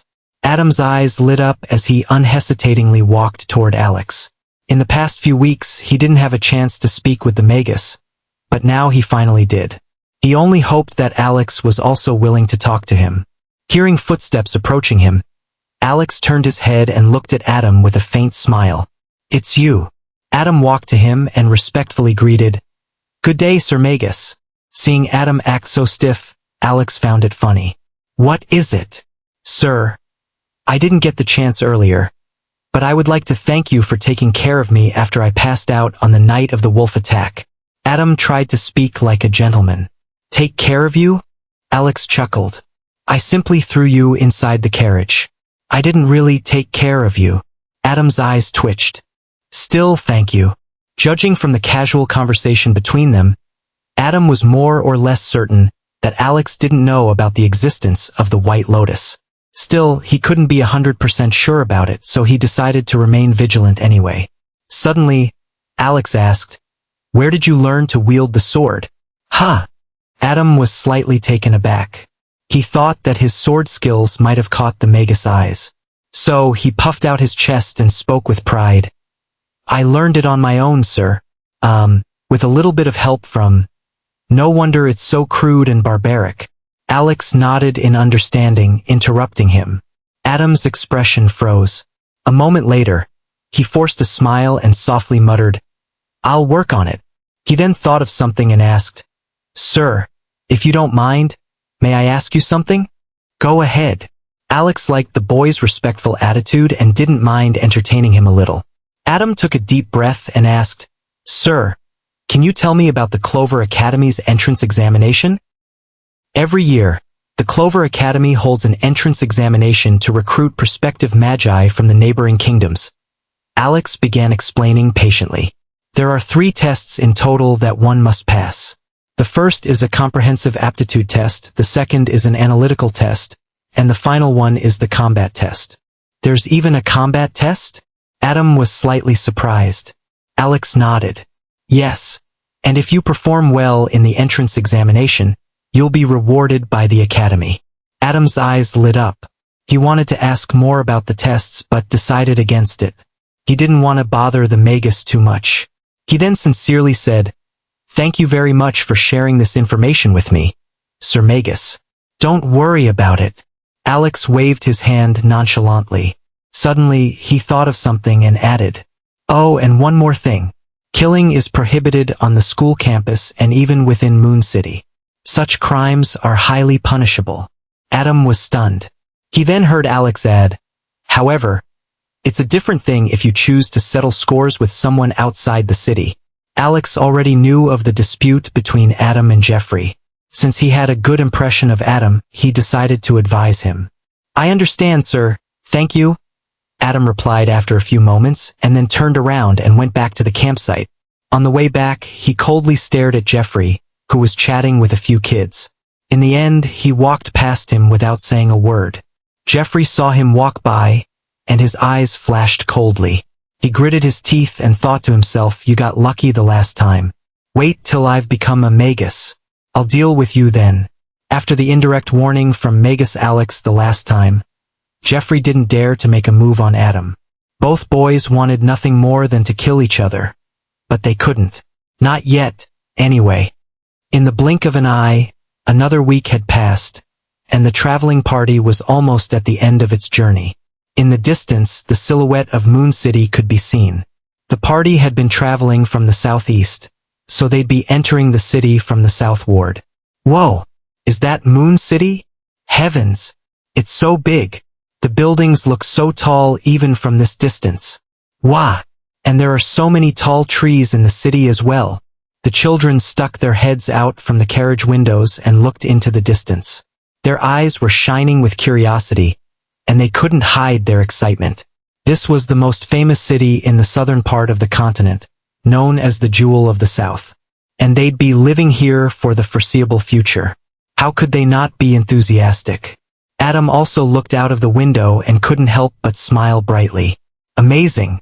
Just the south ward of the city is many times bigger than my hometown. I wonder how big the entire city is. Within an hour, the traveling party had already arrived near one of the two main gates of the south ward. Everyone could now clearly see the tall boundary walls that guarded the city. It consisted of 3 layers of thick sturdy walls. The outermost wall was the shortest, and each subsequent wall increased in height. The walls were patrolled by knights in silver armor. Under the light of the sun, they looked very heroic. Halt! State your purpose. One of the silver-armored guards at the gate stopped right in front of the leading carriage and blocked the way. The leader of the mercenary group got off the horse and took out a scroll from underneath his leather armor. He handed the scroll to the guard and respectfully said, "We are the Crescent Mercenary Company, and we're escorting children who are going to take the entrance exam for the Clover Academy." The guard removed his silver visor and read the scroll. He then signaled to his men, "Check all the carriages." Although he was already aware of this local mercenary company, he still had to carry out his duties diligently. "Just let us through already?" Ivan looked out of the carriage and grumbled. The guard saw the clover insignia on Ivan's clothes and bowed respectfully. "Apologies, Lord Magus. These are the rules of the city." Alex, who was sitting in the same carriage as Ivan, patted his shoulder. "They're just doing their jobs. Let it be." Ivan harumphed at the guard but did not say anything further. The guards checked the carriages one by one and finally allowed the traveling party to enter the city. Adam was in a carriage that was towards the back of the traveling party, so he was one of the last ones to enter the city. When the carriage passed through the 18-foot-high adamantine gate, Adam was wide-eyed as he marveled. "Whoa, this is the biggest gate I've seen in my life." As soon as the carriage passed through the gate, a cacophony of sounds entered Adam's ears. The sidewalks were full of people of different races. Besides humans, there were the fair and beautiful elves, the stout and hardy dwarves, and the small and cheerful gnomes. This was the first time that Adam had seen so many people from different races in one place. Before this, he'd only heard about them from wandering bards. This was an eye-opening experience for him. The road they were currently traveling on was called South Lunar Avenue, and it connected the South Ward to the Lunar Bridge, which in turn connected to the North Lunar Avenue in the North Ward. All the roads in the city were made of cobblestones, and the sidewalks were packed with people and stalls. Here, one could see people of different races mingling with one another. One thing Adam noticed was the abundance of trees in the city. An earthy scent permeated the air, making one feel refreshed. There was vegetation flourishing almost everywhere he looked. Some trees were taller than buildings, some buildings were taller than trees, and there were even buildings that were actually trees. Adam stuck his neck out and saw a bridge made of tree branches right above the street. The buildings and houses were made up of stone and wooden beams. In the distance, Adam could see a tall tree with many windows. Clearly, people were living in it. Seeing the number of brick-and-mortar stores and the temporary roadside stalls, one could tell that trade was flourishing in Moon City. And it indeed was. Moon City was the greatest mercantile city in the Southern Federation. After about 20 minutes, the traveling party stopped in front of a large archway made of marble. At the center of the archway, above the entrance, was a 4-leaf clover symbol. Adam looked at the symbol and was incomparably excited. "We're here!" The children got out of the carriages with their belongings. Excitement etched all over their faces. All of them huddled at the academy's entrance, eager to get in. However, the 3 magi who had been traveling with them stood in front of the group of children, barring their way. Alex, who was standing at the center, solemnly spoke. "Over the last 3 months, you all have endured great difficulty, overcome life-threatening challenges, and finally made it to Moon City. Good job!" The children were overwhelmed by emotions and cheered loudly. For these kids who were born with a silver spoon, the last 3 months were truly hellish. Most of them standing here right now couldn't help but cry tears of joy. However, Alex interrupted their happy moment and doused them with a proverbial bucket of cold water. All of you are still not students of Clover Academy, and thus cannot enter the campus grounds. What? How can that be? What do you mean? Where are we supposed to go? At once, there was a loud clamor amongst the children. Some of them even started sobbing and screaming about how life was unfair. Silence! Ivan instantly shut everyone up. Alex continued, "The academy examination is 7 days away. Until then, all of you are to stay at Sherman's Inn." He pointed at the tall building in the distance that was enclosing an even taller tree in the middle. "The inn is the property of Clover Academy, and since you all are prospective students of the academy, you will be given a large discount," Alex added.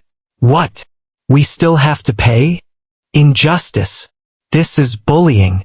The children protested with tearful eyes, but the three magi couldn't care less. The kids could only helplessly nod their heads and silently shed tears. Jeffrey and a few other kids wore extremely ugly expressions. All their money had already been extorted by Adam. Where were they supposed to stay for the next week? On the streets? Adam, realizing this, looked at Jeffrey and the few other children with a mocking grin. At the same time, he even dangled his bulging money pouch and showed it to them, as if provoking, "What are you going to do about it?" Jeffrey and the few kids around him gritted their teeth and clenched their fists as they hatefully stared at the youth. In their minds, they were vehemently cursing Adam and his ancestors. After teasing them a bit more, Adam turned his attention back to Alex. "The city is completely safe. However, you all should still make it a habit to not wander around on the streets after sunset. You may do whatever you like, but make sure to arrive at this place 7 days from now at sunrise. That is all, you are dismissed." Alex then turned around and went inside the campus with Ivan and Kelly. They still had to report the completion of their mission. "I wonder how much loot we collected from the corpses this time," Ivan murmured, greed flickering in his eyes. Alex shot him a glare. "Don't be careless." I know. Ivan shrugged. With that, the three disappeared behind buildings. The mercenaries, who were still standing with the group of children, bade their farewells and left as well. The children formed into smaller groups and started exploring the city. "Jeffrey, what do we do? That bastard took all our money. We have nowhere to go. I heard the academy entrance fee is 10 platinum pieces. Where am I supposed to get that much money?" "Yes, Jeffrey, we're all in this mess because of you. You must help us." Listening to these kids complaining, Jeffrey flew into a rage. "You idiots! How is this my fault?" Seeing his peers remain anxious, he couldn't help but soften his tone a little. "There's a mercantile guild here in Moon City. We can go there and pawn off our gems and other ornaments." The children's eyes lit up and they all agreed. They should be able to borrow just enough money for the entrance fees after pawning off their belongings. Jeffrey's hatred for Adam increased even more. He tried to look for Adam, but the youth was nowhere to be seen. "For all the trouble you've caused me, I'll make you wish you were dead."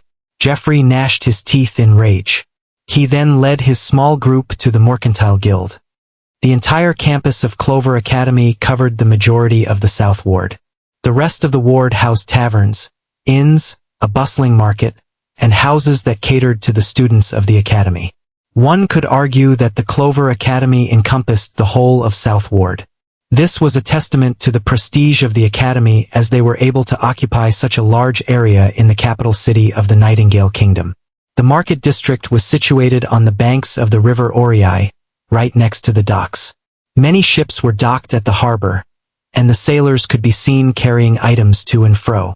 Seeing the lively harbor and the market, Adam was speechless. Such a level of human activity was definitely not seen in his hometown.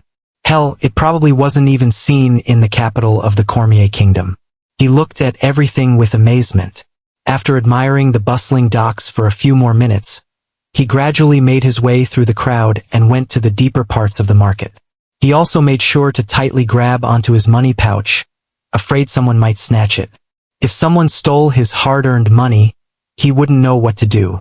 All sorts of items could be found in the market, from fresh produce harvested by humans to weapons forged by dwarves. There were roadside stalls as well as proper brick-and-mortar stores. Adam looked at the bustling crowd with fascination. He could see people haggling with one another, little children playing hide and seek as they ran through the alleys, old people laughing and telling stories to others, and bards singing and entertaining people. "It truly is the jewel of the South," Adam muttered with a brilliant smile. Although he hadn't visited any other cities, he had a feeling that no other city in the southern part of the continent could outshine the splendor of Moon City. After exploring most of the market district, he finally found what he was looking for. He stood in front of a store, the entrance of which was decorated with beautiful flowers and exotic plants. There was a wooden plaque on top of the store's entrance, and on it was carved the name of the store. Adam read it out aloud, "Herbs and More." He gently stroked his injured and bandaged left arm as he walked inside the store. He had been meaning to take care of his injury for a while now. It was becoming really unbearable. Adam opened the door and walked in. However, the moment he set foot inside, his eyes widened in shock. A large two-headed vulture screeched menacingly and immediately pounced on him. Seeing the terrifying maw closing in on him, Adam froze in fear. This was completely unexpected. At once, many thoughts appeared in his head. Why is this beast attacking me? Isn't killing forbidden inside the city? Why is this happening to me? Am I going to die? All of a sudden, in the depths of his soul, the white lotus seemed to have come alive as it started gently rotating and giving off a calming aura. In that instant, Adam felt his mind clear up, and he gained clarity. The fear in his eyes vanished a little, and he quickly composed himself. He was surprised that the two-headed vulture in front of him had turned incorporeal.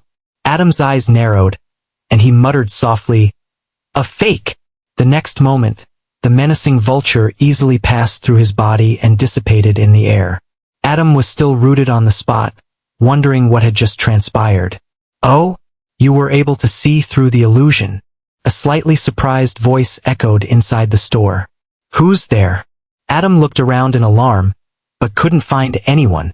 "Down here, you fool." "What the?" Adam looked down, and his gaze landed on a midget. It was an old midget with fair skin, a shiny bald head, slightly pointed ears, and a thick white beard. The midget was about 4 feet tall, and was wearing black boots, brown pants, and a white tunic. Just as Adam was looking at the midget, the latter was also curiously scrutinizing the youth. After all, Adam was able to see through his illusion, and the most surprising thing was that Adam was a normal person with no mana. Adam's eyes lit up as he stared at the midget who was smoking from a pipe. He crouched down and asked excitedly, "Wow, are you a dwarf? This is the first time ouch." However, before he could finish what he was about to say, the midget grabbed his smoking pipe and knocked the youth on the head. "Humph, I'm a gnome, not a dwarf." The gnome harumphed and then started smoking from his pipe again. Adam rubbed his forehead and grumbled, Sorry, sir." The gnome nodded. He looked deeply at Adam and asked, "Now tell me, boy, how did you see through my illusion? Although it was only a minor illusion spell, it should have been impossible for a layperson like you to see through it." "Ah, so it was an illusion," Adam thought to himself. He looked at the gnome and confirmed. "And this person is a magus." Back then, when Adam saw the two-headed vulture pounce at him, he felt the white lotus hum for a brief moment. He knew that it was because of the lotus that he was able to see through the illusion. However, he couldn't say that to the old gnome. "Hence," he replied innocently, "what do you mean see through it? I just instinctively knew that the vulture was a fake." "Instinct, eh?" The gnome looked straight into Adam's eyes for a few moments, trying to discern the truth. "Fine." The gnome waved his hand and then walked back to the wooden counter, seemingly having lost interest. Adam followed behind him and asked, "By the way, sir, why did you cast that illusion in the first place?" "I thought I almost died." The gnome chuckled mischievously as he took yet another puff from the pipe. "What's life without some fun and excitement?" Adam resisted the urge to roll his eyes. He looked around the store and discovered that it was much larger than it appeared to be from the outside. The walls were filled with rows of wooden shelves, each shelf containing various sorts of herbs, spices, flowers, etc. At the center of the shop, there was a small waiting area for the customers where couches and tea tables were kept. A pleasant medicinal aroma pervaded the entire store, making one feel relaxed. Behind the waiting area was a wooden counter where the gnome was sitting. And behind the counter, there were countless books neatly placed on the shelves. Some books looked new, and some looked extremely worn out. On another wall, there were various potions of different colors organized properly. Apart from potions, there were even ointments and oils. Due to the memory he had absorbed, Adam was able to identify the majority of the items in there. And this was just the first floor. A spiral staircase led to the second floor, but Adam didn't know what lay there. He walked toward the wall where the potions were kept. All sorts of potions were carefully stored inside translucent crystal vials and flasks. Adam's eyes lit up as he caught sight of what looked like a healing potion. He walked toward it and immediately grabbed it. He then opened the cork of the vial and took a whiff of the refreshing aroma. Seeing Adam's behavior, the gnome was angry. "Boy, don't go around touching things without perm." However, the words soon got stuck in his throat. Honey from the tiger honeybees, Capri's moss, stem of the Voile glow plant, and Adam swirled the red liquid inside the vial and continued. "There seems to be some sort of earthen powder mixed in. I'm not sure what the last one is." He looked at the gnome and asked, "Sir, this earthen powder should be from your personal experiments, yes?" The gnome was surprised. He looked at Adam, then at the potion, and then back again at Adam. Clearly, this boy is a normal human with no mana running in his veins. Then how? He wondered. He asked curiously, "Boy, how do you know so much about herbalism? I refuse to believe that you're a herbalist." Adam realized that he might have run his mouth more than necessary. When he saw the potions, he was eager to use the knowledge that he had gained from absorbing the memories of that expert. Hee. Adam laughed sheepishly and lied through his teeth. "I only know some theoretical knowledge. Of course, I'm not a herbalist, sir. I'm not even a magus yet." The old gnome was silent for a long time. He then walked around the counter and toward Adam. He grabbed the vial from the youth's hand and nodded. "You're right. One of the ingredients is the powder I obtained from the shell of a lake worm. It is a product of my experiment." "I see." Adam nodded. Although the memory he absorbed had vast amounts of herbalism knowledge, he didn't believe that this knowledge comprised all the herbs and ingredients in existence. After all, countless unknown ingredients could be found in different places. "Sir, I would like to buy this healing potion," Adam respectfully stated. 5 platinum pieces," the gnome replied flatly. "Alternatively, you can also pay 50 gold pieces." Adam inhaled sharply. "So expensive." The gnome smiled mischievously and proposed. "Of course, I can also give it to you for free." Adam became vigilant. What do you want in return?" "You're not as stupid as you look." The old gnome smirked. "In exchange for the healing potion, I'd like you to introduce me to your herbalism teacher." In the gnome's eyes, one had to practice diligently for a lifetime to be able to do what Adam had just done. To be able to identify the ingredients used in a potion by just a simple look and a whiff was no easy thing. That too as a normal person. Therefore, the gnome believed that the magus who taught Adam herbalism must be an extraordinary herbalist. And not just that, Adam himself must really be a gifted genius in the field of herbalism. If he was already able to display such shocking abilities before becoming a magus, then what would happen once he finally embarked on the path of a magus and started brewing potions? And the reason why the gnome wanted to meet Adam's teacher was also very simple: the pursuit of knowledge. Herbalists and artificers were rare among magi. Therefore, the gnome wouldn't miss out on an opportunity to meet with another fellow herbalist and exchange herbalism knowledge. My herbalism teacher? How come I don't know about him? Adam stood there in a daze, wondering just how the old gnome had come to such a conclusion. Pow! The gnome smacked Adam in the forehead with his smoking pipe again. "Don't just stand there like a fool. Answer me, boy. Ouch. Adam massaged his forehead. It had swollen by now. He looked at the gnome with tearful eyes. I cannot agree to the exchange because... Because what? The gnome asked impatiently. Adam lied effortlessly with clenched fists. Because my teacher has already left. Left? The gnome's eyebrows furrowed. What do you mean? Adam had a reminiscent look on his face. It was almost 5 years ago. That day, the black clouds had dotted the sky, signaling the arrival of heavy rain. Pow! Don't test my patience, boy. The old gnome roared as he smacked Adam's forehead again. Get to the damn point. All right. Adam knelt on the ground and obediently explained. The truth is, when I was 8 years old, I met a mysterious woman who was grievously injured. I tended to her wounds and cared for her for days until she was back on her feet again. To repay my favor, she taught me all the herbalism knowledge she knew and even carried out a test that confirmed that I had the gift for spellcasting. It took her a few years to fully recover. During this time, she taught me all the theoretical knowledge about herbalism. She even let me help her with her experiments and taught me her experiences in potion brewing. After she fully recovered, she left for faraway lands. Where? I do not know, but before leaving, she recommended me to join the Clover Academy. Adam maintained eye contact with the gnome and narrated a beautifully crafted fraudulent story. Of course, there were some truths mixed in as well. It was true that he had come across a wandering magus back in his hometown many years ago. He did spend some time with her, and during this time, the magus tested his talent for spellcasting and showed him the path to becoming a magus. That was to join Clover Academy. But the rest of the story was bullshit. The gnome stroked his dense white beard and nodded from time to time. So a random act of kindness led you down the path of a magus? Yes, sir. Adam nodded. And it seems that you have a gift for herbalism as well, the gnome mumbled. After a few moments, the gnome seemed to have lost interest since he could not meet the magus who had taught Adam herbalism. He walked back to the counter and started reading a book.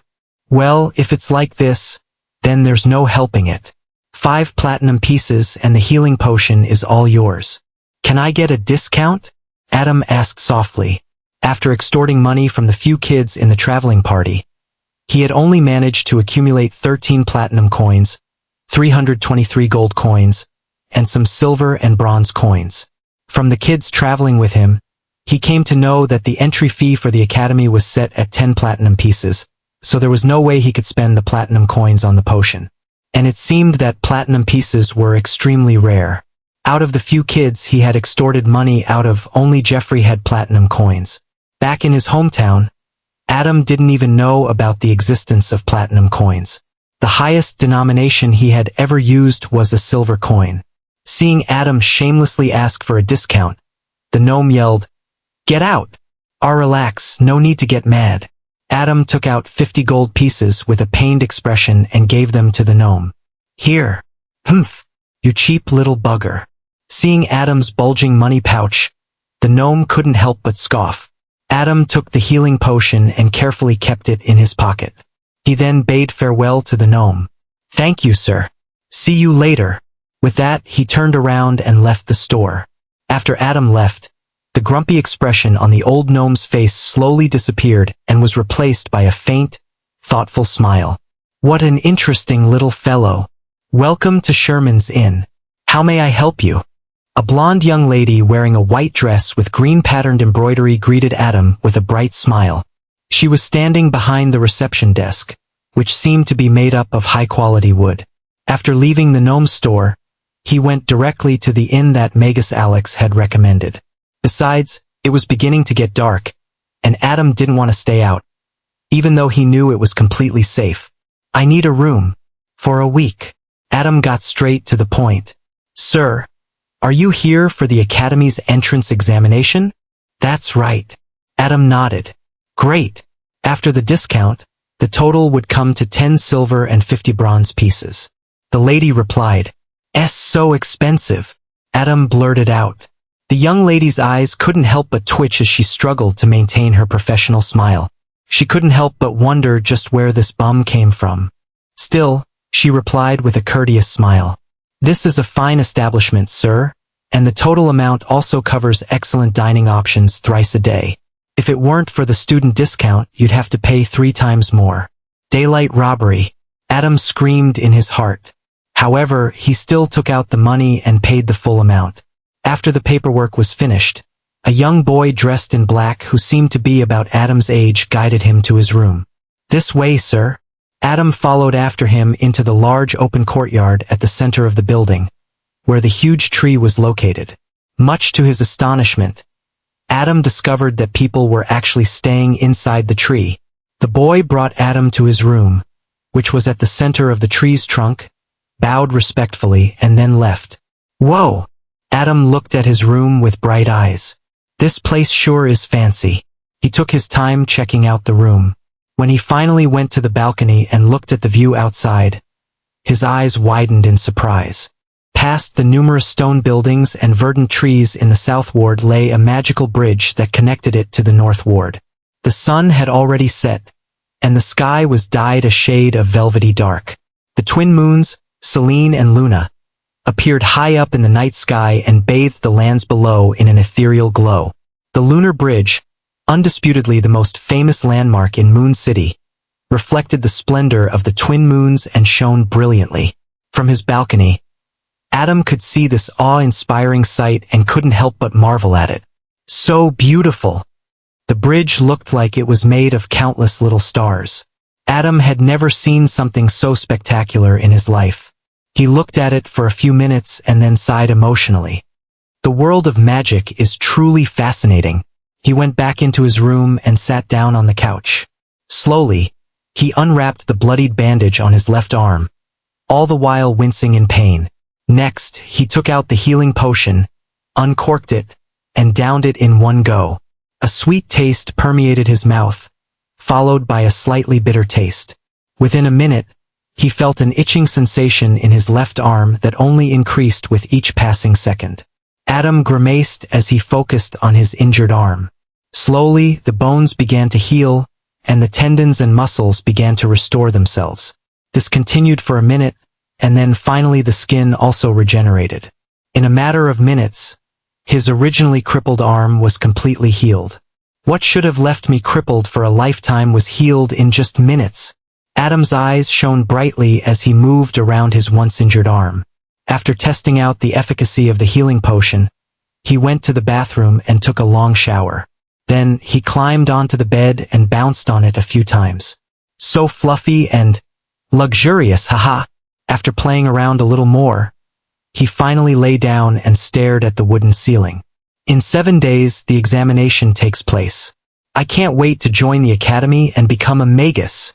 Adam let his thoughts run wild and soon went to sleep. In the blink of an eye, a week had passed, and the day of Clover Academy's entrance examination had finally arrived. Adam's eyes shone with excitement and anticipation as he walked the crowded cobblestone streets of the South Ward. He was wearing a dark blue tunic that had white seams. His sleeves were rolled up to his elbow, displaying his toned forearms. He was also wearing white cotton pants and black bamboo shoes. His outfit looked neat, but they'd been washed so many times that they were nearly worn out. He was too stingy to purchase new clothes. He was fine with what he had. His jet black hair was parted in the middle. His hair had grown a lot since he left his hometown, and now it reached his shoulders. The distance from Sherman's Inn to the entrance of the academy was only a few hundred meters. Very soon, the white marble archway was visible to Adam. This was the entrance to the academy. However, soon he was stunned. So many people, he muttered in astonishment.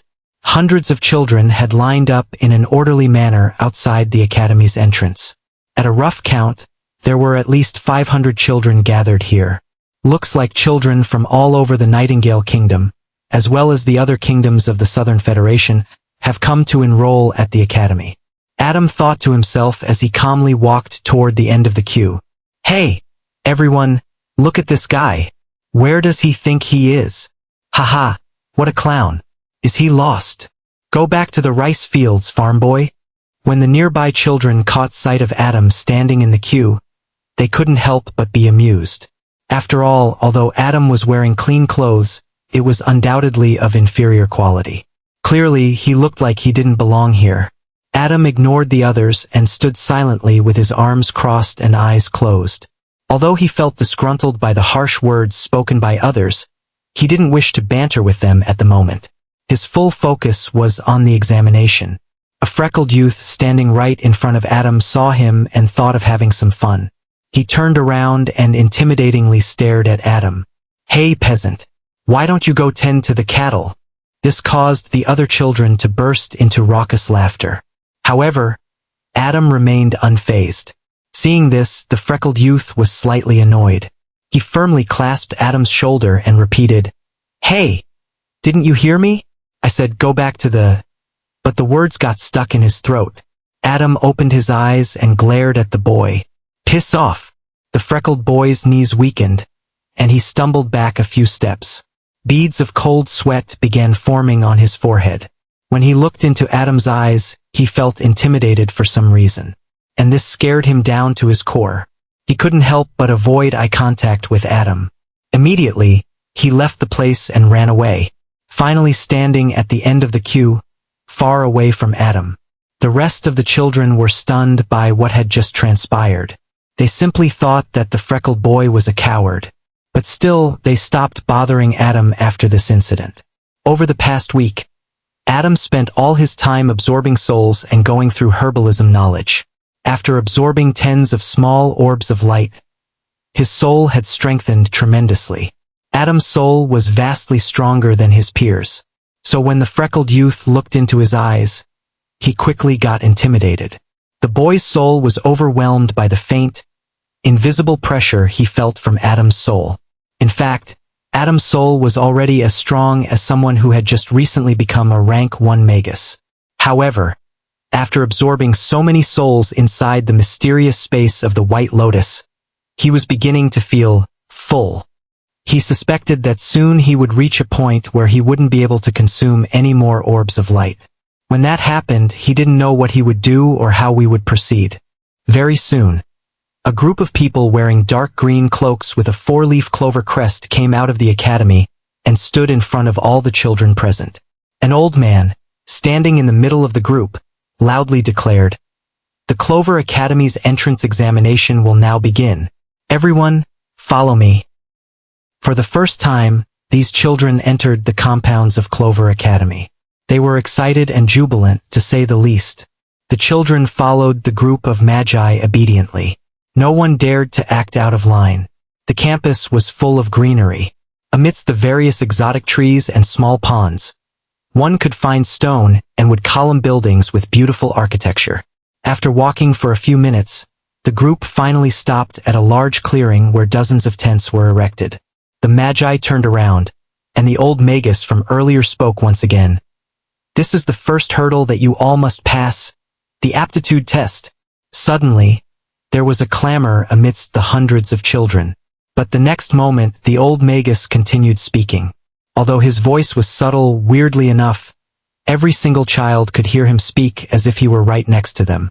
"The minimum requirement we expect from all our students is a C-grade aptitude. Below that, and you will be eliminated. The Clover Academy will not invest time and resources to nurture a magus that does not have the talent to go far on the path." All the children were now visibly nervous. After all, they weren't aware of the fact that there would be a cutoff during the aptitude test. All the students present knew that they had a talent for spellcasting, but what grade talent they had, they didn't know. Adam was confused about this whole grading thing. Thus, he asked the nearest person about it. "Excuse me, how many aptitude grades are there?" A fatty wearing a luxurious black silk robe with golden seams, who happened to be standing near Adam, looked at him weirdly. "You don't even know this?" Adam smiled awkwardly, trying to come up with an excuse. But the next moment, the fatty began explaining, "Whatever, I'm guessing it's not common knowledge where you're from." This guy, Adam was surprised to find an actual amiable person who didn't judge him based on his appearance. This was a first for him. The fatty continued, "There are 5 grades, A, B, C, D, and F. A being the highest and F being the lowest." "Wait a minute." Adam interrupted him. What happened to E? Interesting question. The fatty's eyes twitched, and he fell into deep thought. Forget about it, don't stress the small stuff. As I was saying, A is the highest and F is the lowest. Basically, aptitude determines how far a magus can advance in their path. Having a higher grade aptitude means a person is more likely to advance through greater ranks. I see. Adam nodded in understanding. He then looked at the fatty and stretched out his hand with a smile. Thanks for explaining. I'm Adam, by the way. The fatty shook Adam's hand. I'm Edward. By the way, you're not from around here, are you? No, I'm from Cormier. Adam was about to reply, but their chat was interrupted by the magus. Now, all of you enter the tents one by one. The magus instructed. Edward gave Adam a thumbs up. See you on the other side. Adam smiled. Good luck. He saw the fatty strutting away, his tummy jiggling up and down. Adam couldn't help but chuckle and think to himself, I guess not all noble kids are rude and arrogant. The line slowly moved forward, and within a few minutes, Adam was standing at the entrance of a tent. He was waiting for the person before him to finish up with the test. A few moments later, a deep voice echoed from inside the tent. Next. Adam took a deep breath and walked in. The inside of the tent was much larger than it appeared from the outside. A middle-aged man was standing at the center. He too was wearing a dark green cloak with the four-leaf clover crest. Stand at the center of this formation for as long as you can. The man spoke flatly while pointing at a diagram on the floor. This diagram was made of all sorts of geometrical shapes that Adam didn't quite understand. All right. Adam nodded and stood at the center of the formation. The following moment, the man performed some hand gestures, and the various lines and geometrical patterns inside the formation lit up with a resplendent orange light. Adam closed his eyes and stood motionless on the formation. 1 minute, 2 minutes, 3 minutes, 4 minutes. Finally, beads of sweat began forming on Adam's forehead, and his body started to involuntarily tremble.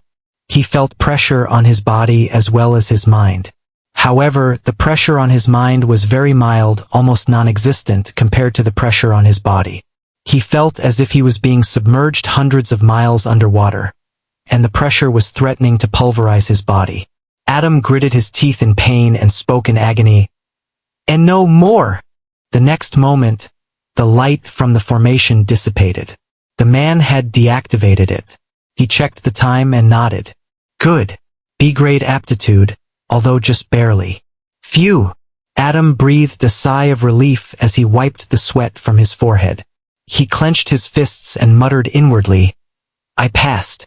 Now, fill up this form and proceed to the next tent through the back exit. The man's attitude toward Adam was much more friendly now. He handed the youth a paper and showed him the way out. Adam borrowed a quill from the old magus and filled in all the relevant information, such as full name, date of birth, place of birth, aptitude, etc. After that, he exited the tent and came to another open clearing. He then went toward the nearest tent and waited patiently. As he looked around, he saw that the children had become much more sparse compared to before. The cutoff is really stringent. I'm afraid half of the children wouldn't make it past the first test, he thought. Indeed, only about 55% of the children would make it past the first test. And this number would only continue to decrease in the following tests. Come in. The voice of a female came from within the tent. Adam walked in and found that the tent was much smaller compared to the last one. There was a simple wooden table at the center and 2 chairs. A young lady with burgundy hair was sitting on a chair and looked at him with a smile. Hand me your form. Ah, yes. Adam hurriedly gave her the form with both hands and remained standing. You may sit. The lady took the form and spoke gently. As Adam nervously sat on the chair, wondering just what this test would be about, the lady spoke in a pleasant manner. B-grade aptitude? That's splendid, Adam. Now, let us proceed with the analytical test. The lady snapped her fingers, and a beautiful geometrical pattern materialized in midair right in front of Adam. However, this pattern was incomplete. It was missing certain lines, angles, and shapes. Finish the geometrical model. How do I finish this? Adam asked nervously. He was completely clueless. The lady smirked. Well, that's what the test is about. What? Adam was in a daze. How was he supposed to finish something he didn't have the slightest knowledge about? Seeing the youth's expression, the woman was amused. You have 2 minutes to finish this test. Your time starts now. Adam was brought back to his senses. What? There's a time limit. But the lady didn't reply. She simply stared at him with a smile. Seeing that the lady didn't have any intentions whatsoever to help, Adam could only grit his teeth and focus all his attention on the shining geometrical model hovering in front of him. He intently stared at the completed patterns as well as the parts that were missing, trying to figure out what exactly to do. He observed the lines and angles for a good half a minute until finally, he had a flash of inspiration. It seems like the shapes and lines mirror each other at various intervals. Wait, that's not right. Adam's mind worked at lightning speed. The effects of absorbing souls during the past couple of months were beginning to show. His thought process was extremely fluid and fast.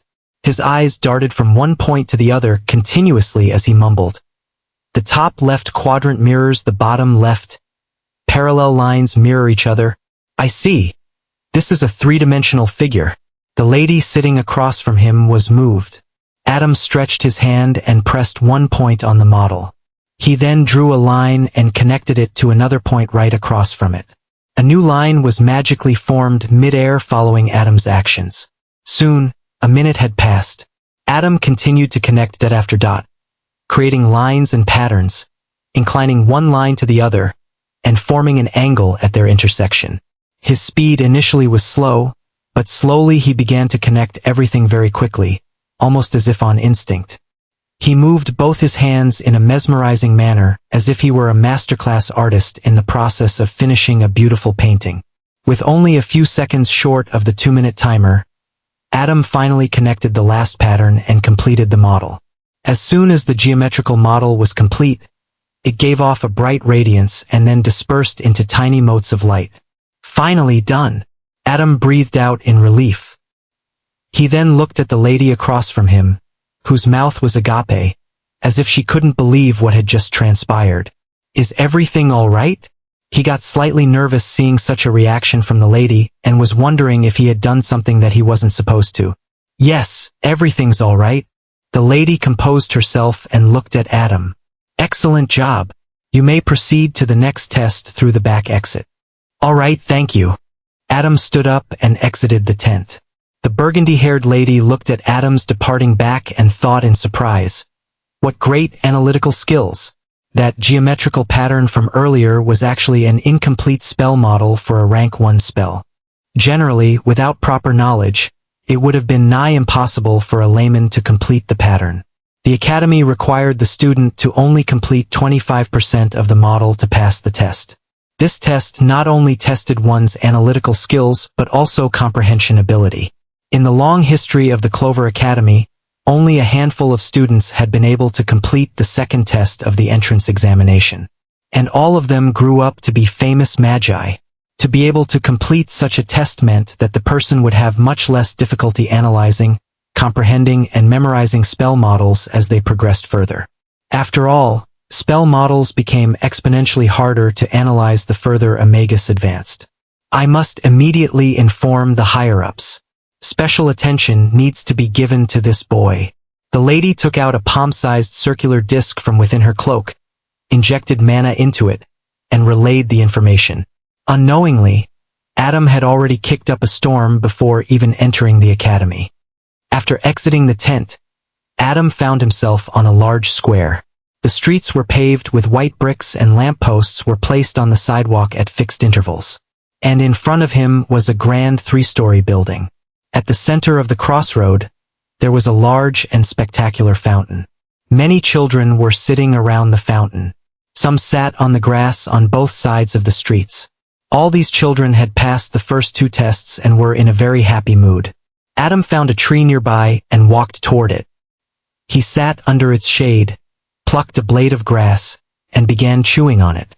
He closed his eyes and began wondering, according to Magus Alex, the final test is going to be a combat test. I wonder who my opponent will be. Suddenly, a familiar voice called out to him. Adam! Adam opened his eyes slightly and saw Edward running toward him with a jolly expression. Edward, you made it! Adam greeted him with a hearty laugh. Edward sat down under the tree beside Adam, panting slightly. He then looked at Adam and started laughing loudly. Of course, I made it. What was your aptitude? B grade, Adam replied. Oh, me too, Edward laughed. By the way, Edward, is B grade very common? Yes and no, Edward replied. In general, A and B grades are very rare, especially A grade. They are heavily nurtured and taken care of by any major organization. But here in Clover Academy, B-grade students can be considered common because the academy only handpicks the best of the best. I see. Adam nodded in understanding. He wondered if his current aptitude was a result of the White Lotus constant nourishment and whether his aptitude could increase in the future. However, he couldn't confirm his speculation. Thinking of this, he asked, can a person's aptitude increase? Ha! Edward slapped his thigh exaggeratedly. Although analytical and combat skills can be improved and sharpened over time, aptitude cannot. This is something a person is born with. As I thought, Adam nodded. Suddenly, the doors to the large building in front of the fountain opened, and a dozen magi wearing dark green cloaks stepped out. Their aura and demeanor demanded nothing but admiration and respect. They walked down the marble stairs and finally stopped in front of the hundreds of students. More than 700 students had started initially, but now only about 350 remained. An old woman wearing a dark blue robe and a pointy hat of the same color came forth and spoke to everyone present. I am the headmistress of the Clover Academy. You all may address me as Professor Godfrey. The children present at the square were stunned. They hadn't expected the headmistress to appear all of a sudden. Professor Godfrey continued speaking with a gentle smile.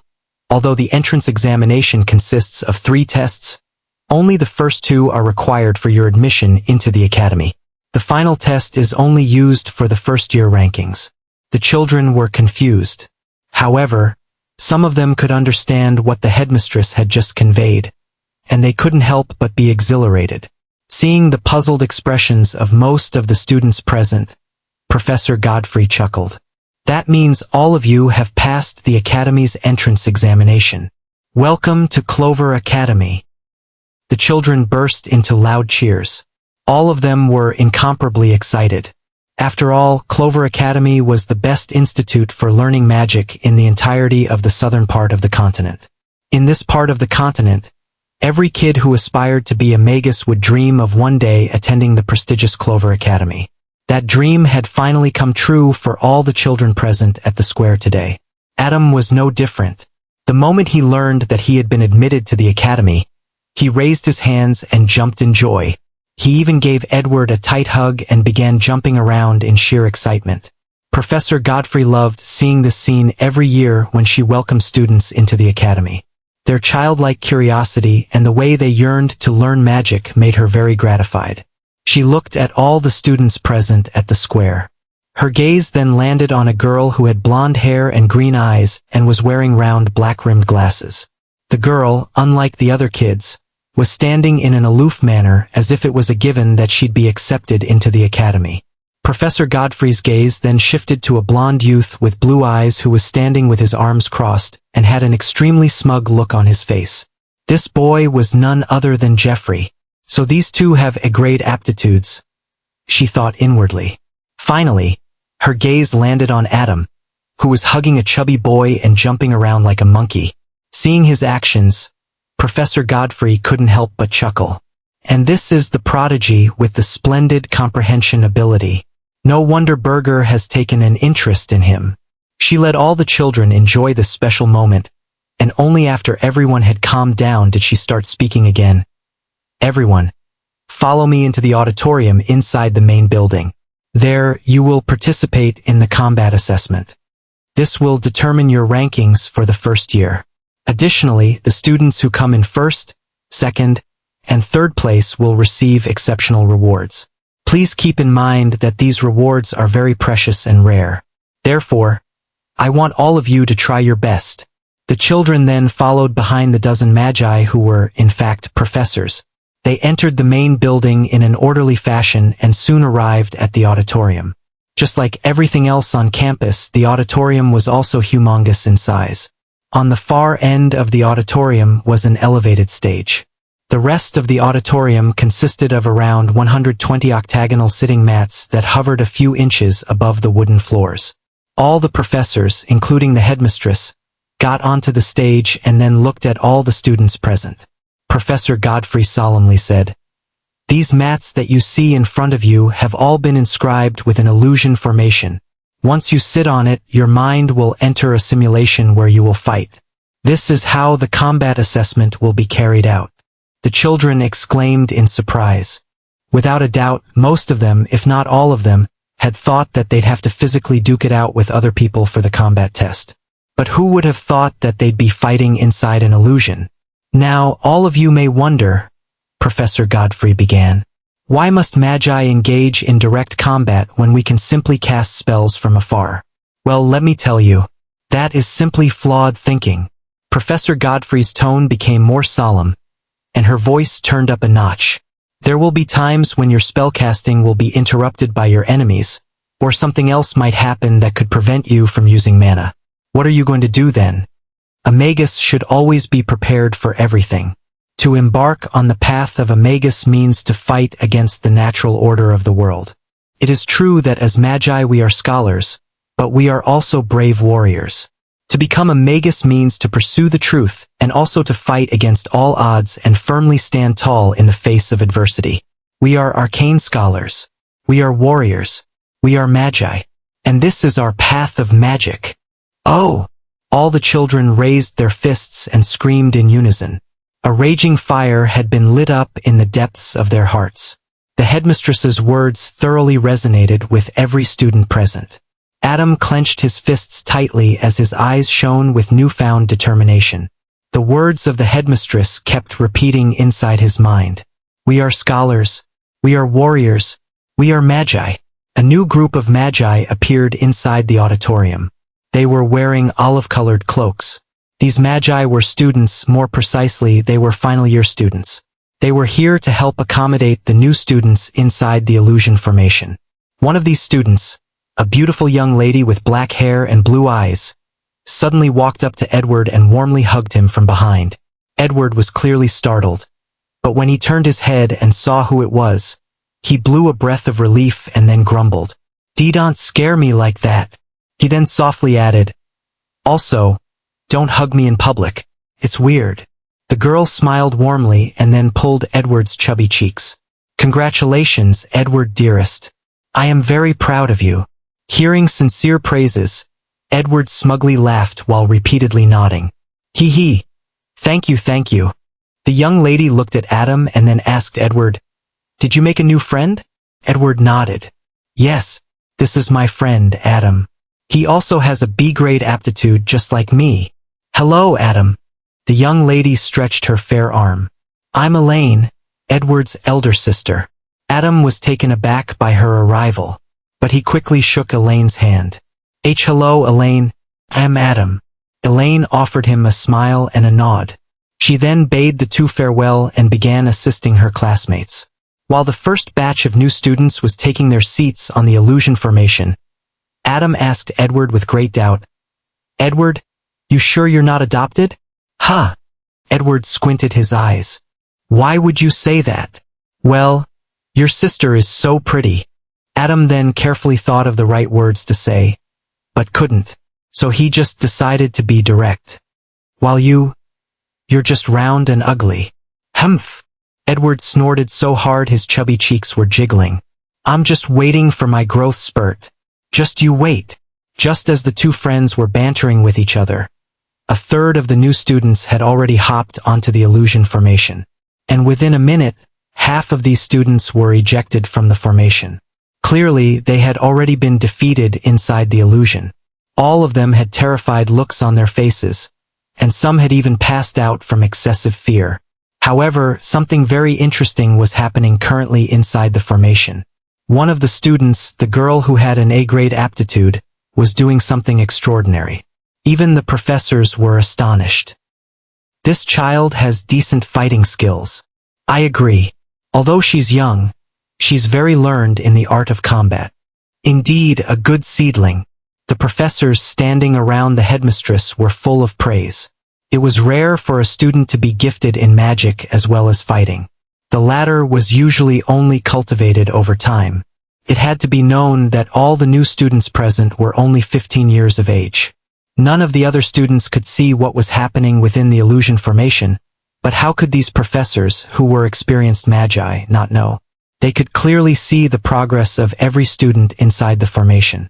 Even the headmistress, Professor Godfrey, nodded her head in approval, seeing the blonde girl's fighting abilities. "Tell me this child's background again," stated the headmistress. A man standing beside her respectfully said, "Yes, Professor. This girl's name is Lisa DeClaire. Aptitude, A grade, comprehension B grade. She comes from the Faber province." Professor Godfrey muttered in realization, "Faber province. So she's from the DeClaire Magus family." "That is correct, Professor." The man nodded. The DeClaire family head was killed in a dispute with another Magus family, the Gracie family, a few years ago. Professor Godfrey thought inwardly as she saw Lisa battle a group of beasts inside the illusion formation. On the brink of ruin, the DeClaire family produced such a genius. If I'm not wrong, Lisa should be the late family head's daughter. A few minutes later, the beasts inside the formation finally overwhelmed Lisa, and she was ejected. She opened her eyes and calmly stepped off the mat. Whoa! She was able to stay inside for so long. 5 minutes. That should be some kind of record, right? She's definitely the best fighter among us. The new students spoke in awe as they saw Lisa stand in a corner of the auditorium. Even the final year students were impressed by her fighting skills. After all, lasting 5 minutes against a group of wild beasts was an impressive feat. One had to know that such fights usually lasted a minute or so, especially when one was outnumbered. "Tisk, so snobbish," Edward muttered as he stared at the cold and aloof Lisa. Adam nodded. The first batch of students who went inside the illusion already produced a solid fighter, such as Lisa. He wondered how the students in the second batch would fare. He saw Jeffrey amongst the second batch of students sitting on the mat, and his expression instantly turned cold. Edward noticed this and asked curiously, "What is it, Adam?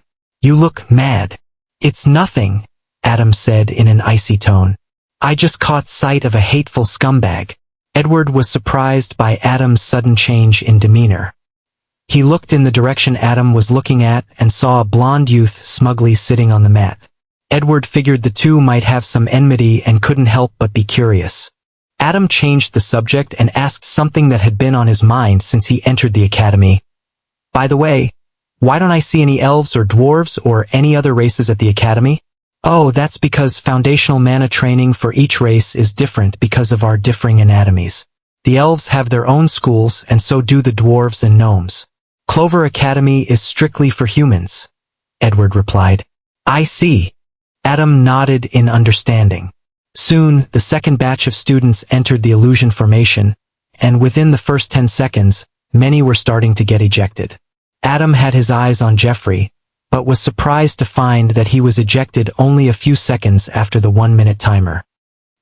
Adam was momentarily stunned, but then burst into laughter.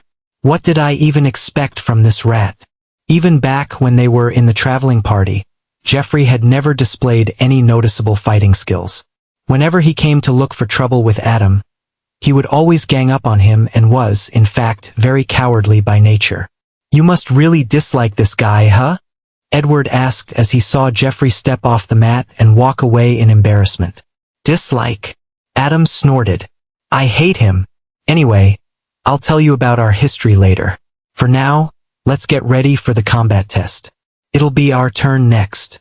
And soon, the second batch of students had also finished. The one who lasted the longest was a burly youth with short black hair. Although his figure was very imposing, his facial expression was kind and amiable. The boy was able to persist for 4.5 minutes and was currently in the second position. This spoke volumes about his fighting abilities. Adam took a mental note of him as well as the blonde girl, Lisa.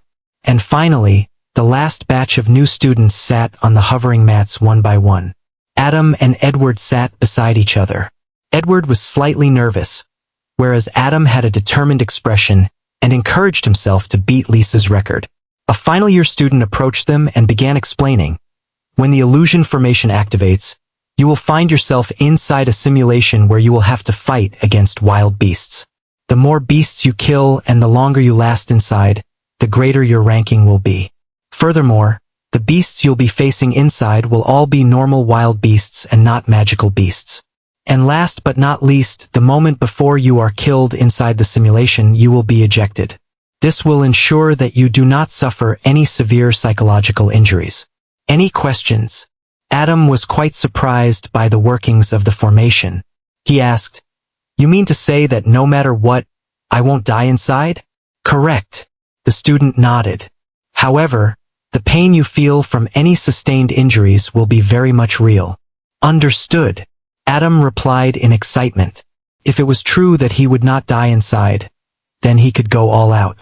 After all the students had taken their seats on the mats, the formation inscribed on them lit up, and all the kids' consciousness was transported inside the simulation. Adam opened his eyes and found himself standing on a vast plain. He looked around in amazement and exclaimed, It feels so real." He checked himself out and found that his body was exactly like it was in the real world. Is this really an illusion? He was completely stunned. But more than that, his fascination with illusion magic increased greatly. "Please choose your weapon."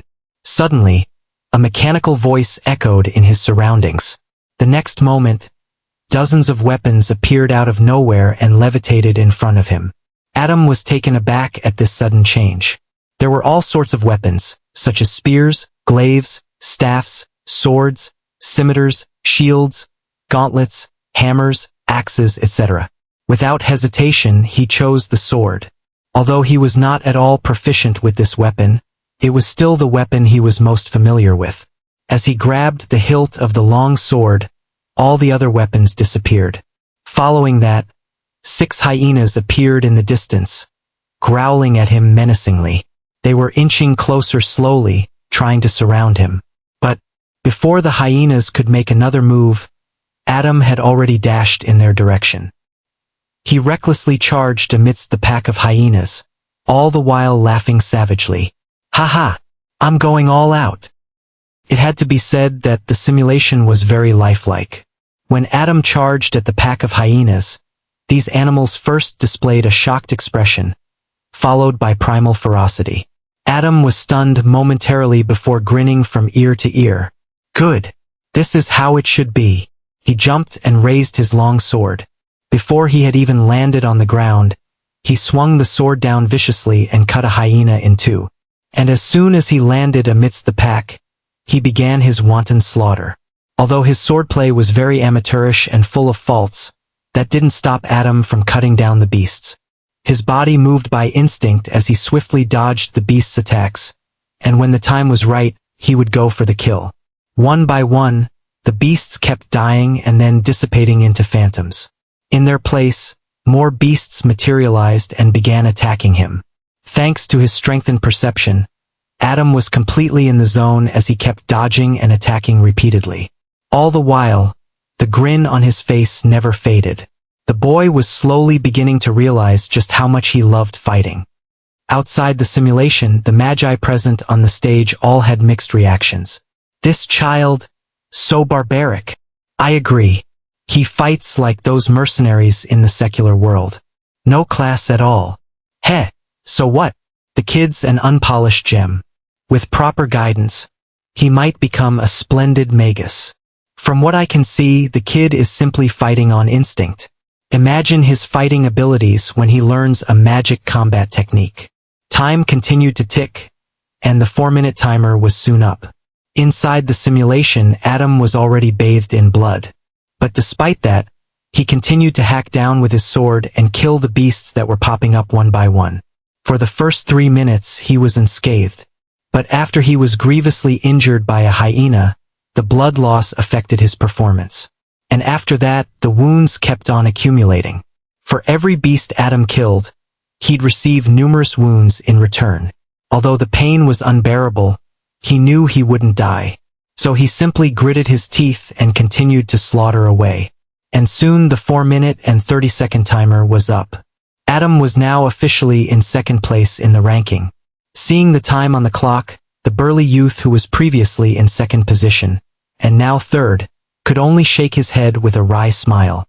Lisa, the girl in the first place, was intently looking at Adam, who was sitting on the mat with his eyes closed. Adam's eyebrows were furrowed, and he was sweating profusely, yet he wasn't ejected from the illusion. As time continued to tick away and Adam got closer to the 5-minute mark, Lisa's eyes narrowed, and she couldn't help but wonder, this guy, is he going to break my record? Involuntarily, her palms had clenched tightly into fists. Arg! Inside the illusion, a hyena ferociously bit on Adam's shoulder, causing him to scream in agony. He raised his arm and hit the hyena's head with the sword pommel. Following that, he stabbed the sword into the beast's neck. He didn't have a moment of respite as 2 more hyenas launched their attacks, sandwiching him in the middle. Adam hurriedly retreated while vertically swinging his sword at one of the beasts. Although he had managed to kill this hyena, the other hyena took advantage of this and pounced on him. At the last moment, Adam turned his body just enough for the hyena to bite his arm instead of his neck. He then grabbed the hyena by the head and viciously pummeled it to the ground. Then he raised his foot and stepped on the beast's torso. Before the beast could retaliate, Adam had already plunged the sword through its skull. At this point, he had nearly lost all energy. He was only managing to stand on his feet with the support of his sword. Panting heavily, he looked around and saw that he was now surrounded by dozens of hyenas. Adam took a deep breath and then laughed boisterously. Let's see where my limit lies. He roared at the top of his lungs, picked a random direction, and charged at the beasts. Heavens! Look at the clock. 5 minutes are up. No way. Who's this guy? He really beat the record. Now he's rank 1. What's his name? He's so fierce. Is he really 15 years old? All the children looked at Adam, who was sitting on the mat with his eyes tightly shut. His clothes were drenched in sweat, and his body convulsed from time to time. At the moment, he was the only student sitting on the mat. Everyone else had already been ejected. Jeffrey and his small group, who were the victims of Adam's extortion, all had ugly faces right now. This lowly peasant. Jeffrey gnashed his teeth in rage. He had an A-grade aptitude. Despite that, he was still outshone by Adam. Edward was pleasantly surprised as he stared at Adam, who was continuing to persist. This guy's so good at fighting. Lisa, on the other hand, was extremely angry and disappointed. Angry that her fighting skills were inferior to Adam's, and disappointed that she wouldn't get the first place reward. Holy crap! 6 minutes are up. This guy is a monster, and he still hasn't been ejected. The students exclaimed loudly. They were in an uproar. All of them had been inside the simulation and knew exactly how the difficulty level would rise over time. That is why they were so shocked. On the stage, the professors were all more or less impressed by Adam's performance. But if there was one thing that they frowned on, that would be Adam's reckless demeanor. Such foolhardy behavior was truly unbecoming of a magus. Of course, one could still argue that Adam knew this was an illusion and that he wouldn't die, and that's why he chose to display such an attitude. But still, a few magi didn't approve of this.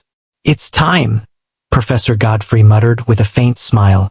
Finally, just when the 7-minute timer was up, Adam's eyes snapped open.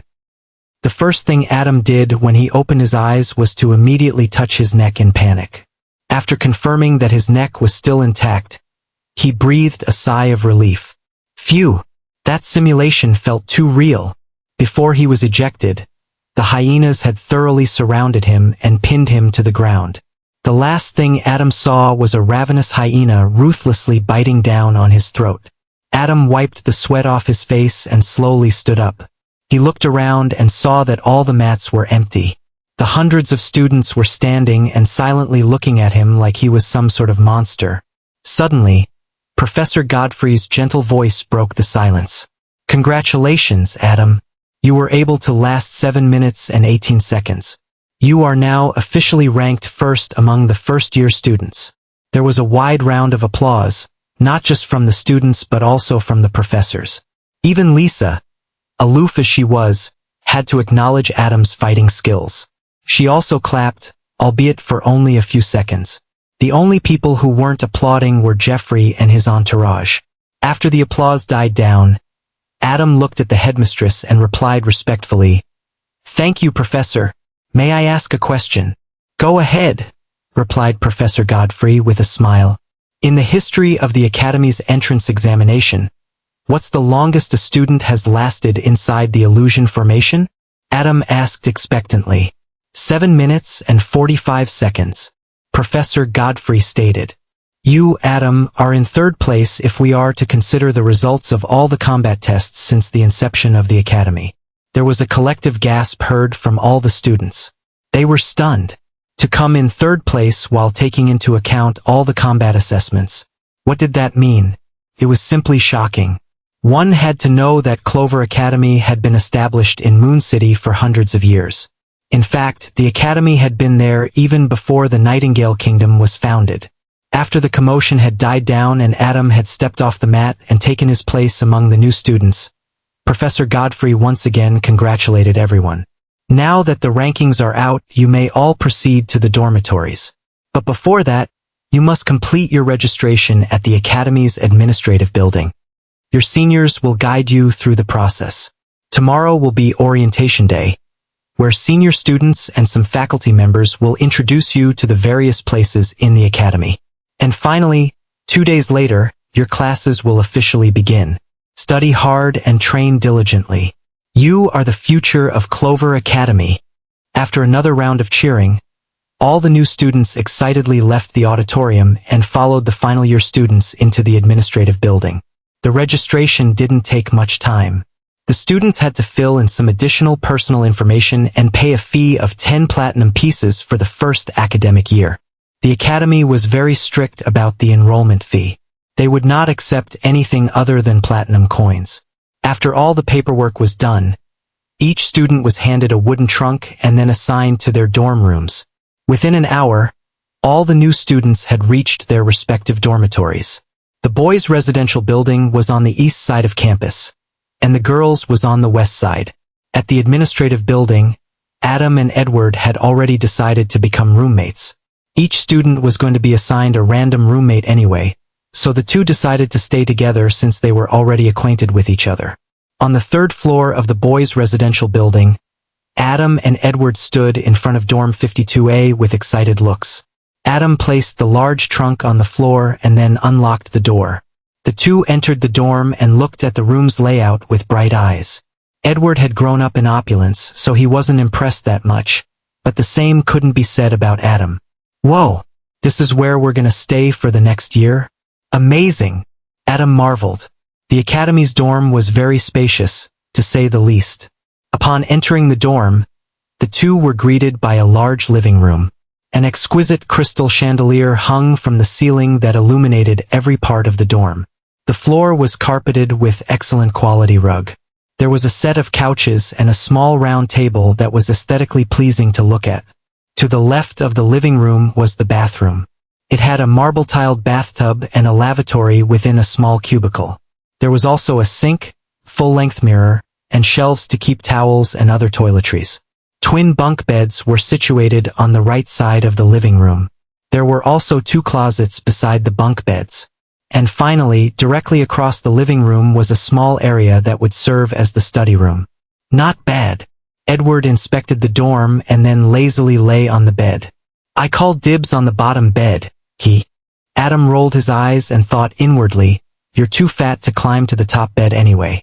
After keeping his belongings, Adam sat on the couch in the living room and finally had the chance to look at the contents of the wooden trunk. Edward also did the same. Upon opening the trunk, the first thing that came into view was the Academy's uniform, which was the olive-colored cloak that Adam had seen the senior students wearing. This was also the same cloak that Magus Alex and the others had been wearing. Seeing the 4-leaf clover insignia on the cloak, Adam got emotional. He put on the cloak and posed heroically. Hee hee. He continued laughing foolishly from time to time. After posing a bit more in his brand new cloak, Adam sat back down and checked through the other contents of the trunk. There were 2 thick books. The first one was titled Introduction to Arcane Magic. The second book was titled Basics of Spellcasting. Apart from these 2 books, there was another book from which Adam could feel a mysterious aura. It was made of a black hardcover and had strange geometric patterns inscribed on top. Edward, you know what this is? He asked curiously. Edward, who was flipping through one of the books, looked over and replied, Oh, that's a grimoire. It's made of special materials, making its pages practically endless. It's what magi use to write down their spell models and other important notes. Ah, I see. Adam nodded in understanding. He opened the grimoire, but its pages were blank. He played around with it for a few moments and then kept it aside. All that was left inside the trunk was a small leather box, a flask, and a scroll. Adam picked up the leather box and opened it. Inside it were 2 items kept on a fine silk cloth. One was a transparent crystal vial, and the other was a crystal ball. Seeing this, Adam's eyes lit up. This was his reward for coming in first place in the student rankings. According to one of the faculty members at the administrative building, the liquid inside the crystal vial was called body cleansing essence oil. This liquid effectively removed the impurities present inside one's body. At the same time, it also restructured the body, strengthening it immensely. It was an extremely rare medicine and very expensive, to say the least. The crystal ball, on the other hand, contained knowledge of the rank 1 spell, Eldritch Beam. This ranged spell had one of the most devastating attacks among rank 1 spells. Its market price was 15 platinum pieces. He carefully placed these 2 items back inside the leather box. Now only 2 items remained, the flask and the scroll. Out of all the items inside the trunk, these 2 had the most value. Adam reached out to grab them with trembling hands, excitement and anticipation evident in his eyes. After all, these 2 items would directly help him become a magus. Adam did not use these 2 items immediately. He only glanced at them and kept it back inside the trunk. He remembered one of the professors at the administrative building mentioned that these 2 items must be utilized with a calm state of mind. This was something that was of utmost importance to Adam, so he wasn't impatient about it at all. He decided to use these 2 items after orientation day was over tomorrow. The following day, a handful of senior students and faculty members gave the new students a tour of the academy. The students were made aware of all the amenities available to them. It took almost the entire day for the students to be acquainted with everything. An hour before sunset, after all the students had gone back to their respective dorms, Adam decided that it was time. Ed, let's go to meet up with your sister, he spoke excitedly. All right, let's go. Edward nodded. The 2 of them grabbed their respective flasks and scrolls from the trunk, put them safely inside a satchel, and left their dorm room. Elaine had agreed to assist them with the whole process. Even though detailed instructions on how to advance to a magus were stated in the scroll, she still insisted on helping Edward. She doted on him very much after all, and since Adam was his roommate, she decided to help him as well. The 2 boys excitedly ran through the campus and made their way to Elm Grove, a small forest where students usually came for a stroll and to relax. After about 10 minutes, they reached a gazebo at a clearing inside the woods. Inside the gazebo, 2 young ladies wearing olive-colored cloaks were chatting with each other. Elaine, we're here, Edward shouted excitedly. Looking in the direction of the 2 boys running toward them, Elaine smiled brightly. Eddie, come. We've been waiting for you. After the 2 roommates stepped inside the gazebo, Elaine introduced her friend to them. Eddie, Adam, this is my good friend Jenna. She then looked at Adam and smiled. And she'll be the one helping you with the advancement. Adam looked at Jenna and sincerely said, Thank you for agreeing to help me out, Miss Jenna. Jenna, who was initially disdainful toward Adam after seeing him wear commoner clothes, was now in a slightly better mood after seeing the youth's respectful behavior toward her. You should thank Elaine instead. It's only because she asked me to. she replied flatly. Adam looked at Elaine and spoke genuinely. Thank you, Miss Elaine. Elaine ruffled Adam's hair and spoke with a gentle smile. Anything for Eddie's friend. And you can just call me Elaine. All right, let us get this over with. I still have to go back and study? Jenna muttered, slightly impatient. She walked to the center of the gazebo and then spoke. Adam, come sit in front of me. Yes. Adam had a solemn look on his face as he sat cross-legged at the center of the gazebo. First, unfurl the scroll and press it against the floor, she instructed. Adam did as he was told and opened the scroll. A mysterious aura emanated from the strange characters and symbols inscribed on it. Then he pressed the scroll against the floor. Following that, the mysterious symbols slithered out of the scroll and were imprinted on the floor. And very soon they formed a circular formation with Adam at the center. Furthermore, the scroll also transmitted secret knowledge directly to Adam's mind. Whoa! Adam looked at this process with his mouth agape. Focus, Adam, Jenna reprimanded. Now uncork the flask and drink the potion of hope. Yes. Adam came to his senses and then opened the ivory flask. Inside was a transparent green liquid that looked very unassuming.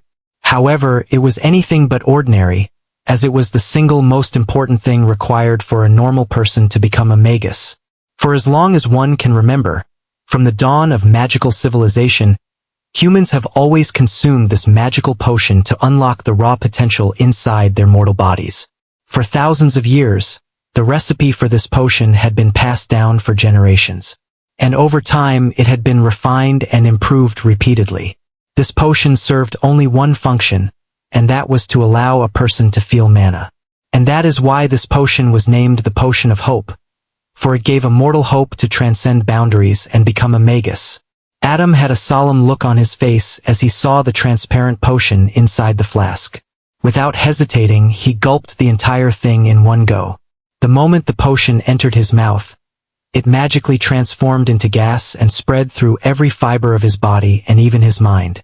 Adam closed his eyes and involuntarily entered a trance-like state. He could feel a silent metamorphosis happening inside of him. He was completely lost in this feeling and didn't know how long had passed. But when he opened his eyes again, the world had completely changed. Although he couldn't physically see it, he could feel a mysterious element that seemed to be found in abundance in his surroundings. Only one word echoed in his mind. Mana. Jenna's timely instruction entered Adam's ears. Now circulate the mana extraction technique. This is the final step. When Adam opened the scroll, an extremely valuable piece of information was also directly transferred to his brain. This was a technique that allowed him to gather mana from the air and store it inside his body. This was Clover Academy's very own secret manual, known as the Clover Mana Extraction Technique. Adam recalled the information he received from the scroll and immediately began practicing the technique. With the help of this technique, he began attracting the mana in the air. He imagined mana to be small fireflies that were slowly being absorbed into his flesh. The moment the mana entered his flesh, Adam's body trembled ever so slightly. He could feel the mana thoroughly washing his flesh and slowly burrowing deep inside. After about 10 minutes, Adam felt as if he was at his limit and finally stopped. He was now reborn. At that point, he knew deep in his heart that he had finally become a rank 1 magus. Congratulations, Adam. Elaine and Edward were very happy for the youth. Even Jenna was nodding her head in approval. Adam smiled brightly and was about to reply when suddenly his smile froze. From the depths of his soul, he could feel a strong resonance, and he instantly knew what it was. The White Lotus. Adam immediately sent his consciousness to his mind, and the scene that greeted him left him completely shocked. Earlier, when he used to send his consciousness inside his mind, he would always find himself directly inside the mysterious space of the White Lotus. But now it was something entirely different. He found himself hovering above a water body, and in the center of the water body floated a pristine white lotus with 3 verdant, round leaves around it. After coming into contact with mana, the White Lotus seemed to have undergone a transformation. Adam was flabbergasted. He looked around and saw that the water body appeared to be boundless, almost as if it were a sea. Wait a minute. Adam's eyes widened in disbelief.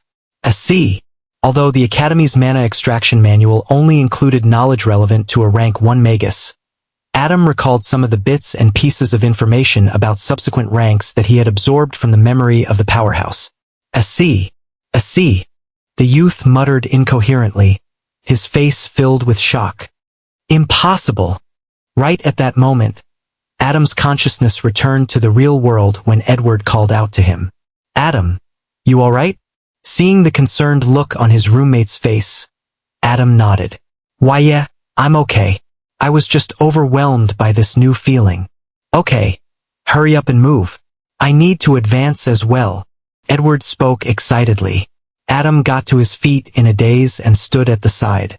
Meanwhile, Elaine helped Edward through the ritual of becoming a magus. Throughout the entire process, Adam remained absent-minded. He still couldn't come to terms with the unexpected gains brought to him by the White Lotus. This should have only happened when I advanced to rank 2. But the fact that it happened now, it has to be because of the Lotus, Adam thought incredulously. The magus soul that he absorbed inside the White Lotus not only contained vast knowledge and experience about herbalism, but it also contained some information about magus ranks. However, this information was not comprehensive because of the memory's fragmented nature. Congratulations, Eddie. Elaine's cheerful voice brought Adam out of his deep thoughts. Adam decided to put the matter of this sudden development to the back of his mind for the time being. He walked up to Edward and gave him a hug. Nicely done, Ed. Edward hugged him back and laughed loudly. Ha ha ha. Adam, we're finally magi. This calls for a celebration. He came closer and then whispered in his ear. I have some fine-quality wine back in our dorm room. Let's finish that bottle tonight. Adam wouldn't say no to wine. He had developed quite a liking for it back when he tasted it for the first time with the mercenaries from the traveling party. Besides, he needed to calm the turbulent emotions in his heart, to celebrate the joyous occasion. That night the two of them got viciously drunk in their dorm room. Damn it! Adam cursed under his breath as he sprinted through the Academy's main building's corridor. He screamed without turning back. Run, fatty, run! Wait! Ha ha! Edward struggled to speak as he ran after Adam. Wait for me. The two friends had drunk like madmen last night. As a result, they were severely hungover and were already late for class. Adam had never gotten drunk before, so he didn't know what the following day would be like. Being late on the very first day of school was really messed up. After a series of twists and turns, the duo finally managed to locate their classroom. Both of them showed up in a haggard state, to say the least. Especially Edward, he seemed like he was on his last breath. The professor, a middle-aged man with fiery red hair, was interrupted by the two's sudden arrival. He looked at them and frowned. It's the first day of school, and you're already late. By 30 minutes. Why the hell did you two even show up? Judging from the tone of the professor, he seemed really angry. Forgive us, Professor. We got. Adam tried to cook up an excuse, but was brutally cut off by the professor. Silence! The professor roared. I don't want to hear excuses. You two are to remain standing while holding your ears for the rest of the class. Why yes, Professor.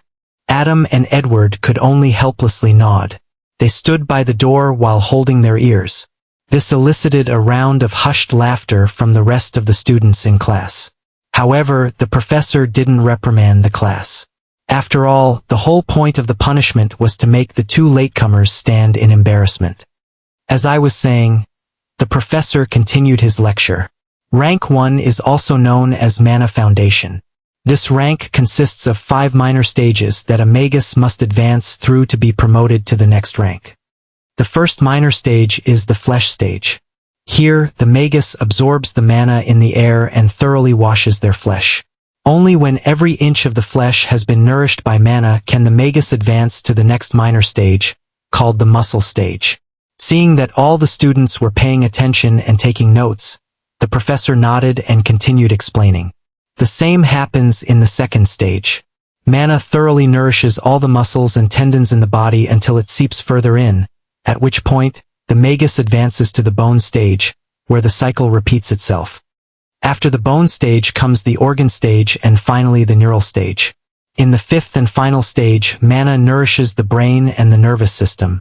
This results in the creation of mana channels that flow through the body. A student raised his hand and asked, "Professor, if in the fifth stage mana directly nourishes our brain, doesn't that mean it is highly risky and very dangerous?" The professor nodded in approval. Precisely.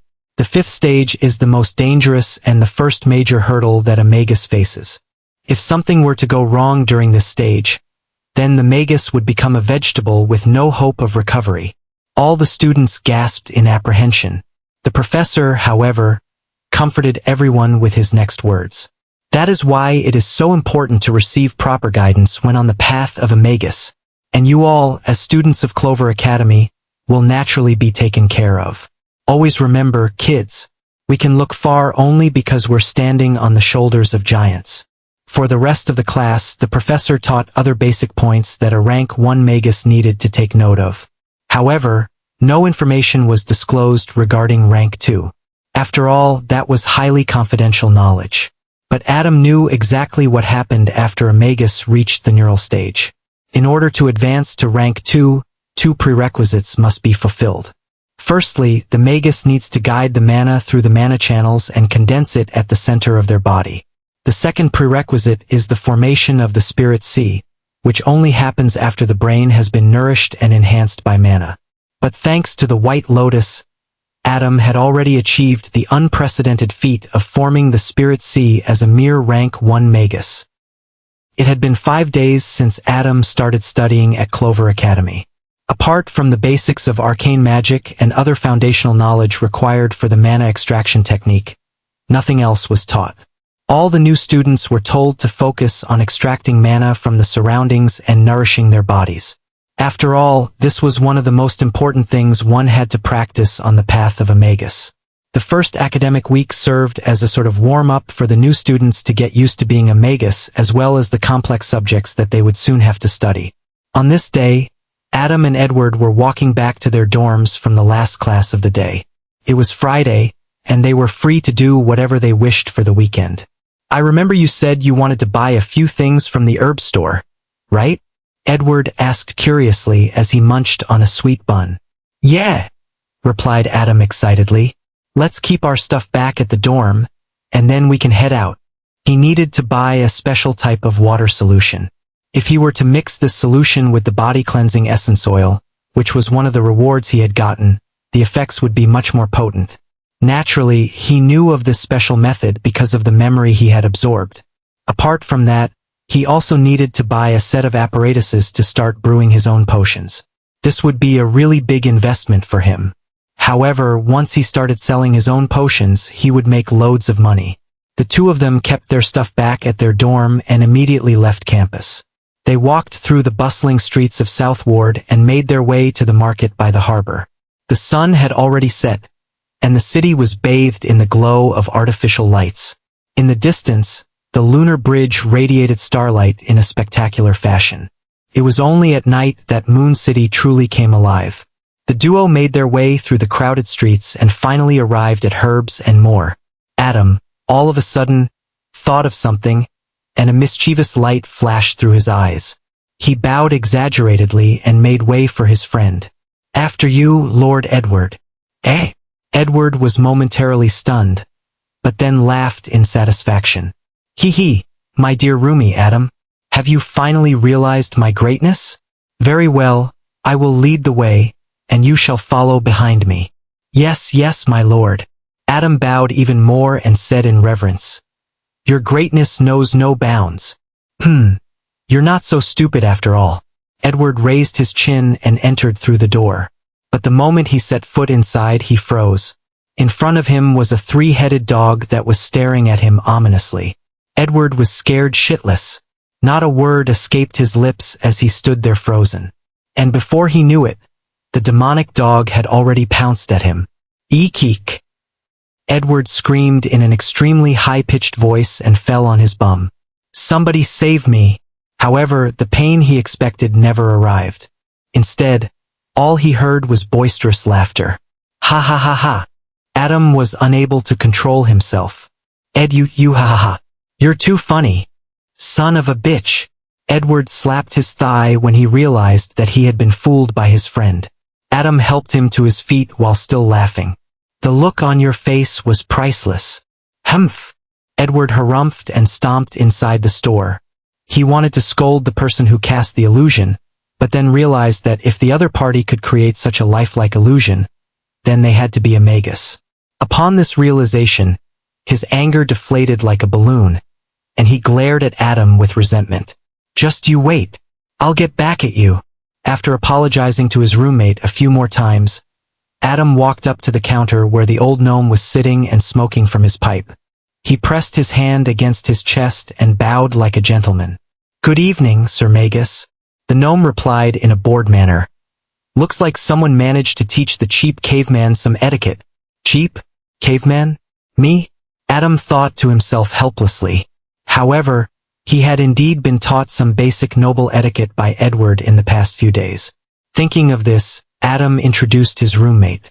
This is my friend, Edward. Edward peeked from behind Adam and curiously looked at the gnome who almost made him pee in his pants. Hello, Sir Magus. The gnome raised his eyebrow. Oh? Victor's son. Edward was taken aback. Sir, you know my father? Stupid boy. The gnome rolled his eyes. Who doesn't know your father in Moon City? Edward slapped his forehead and stuck out his tongue.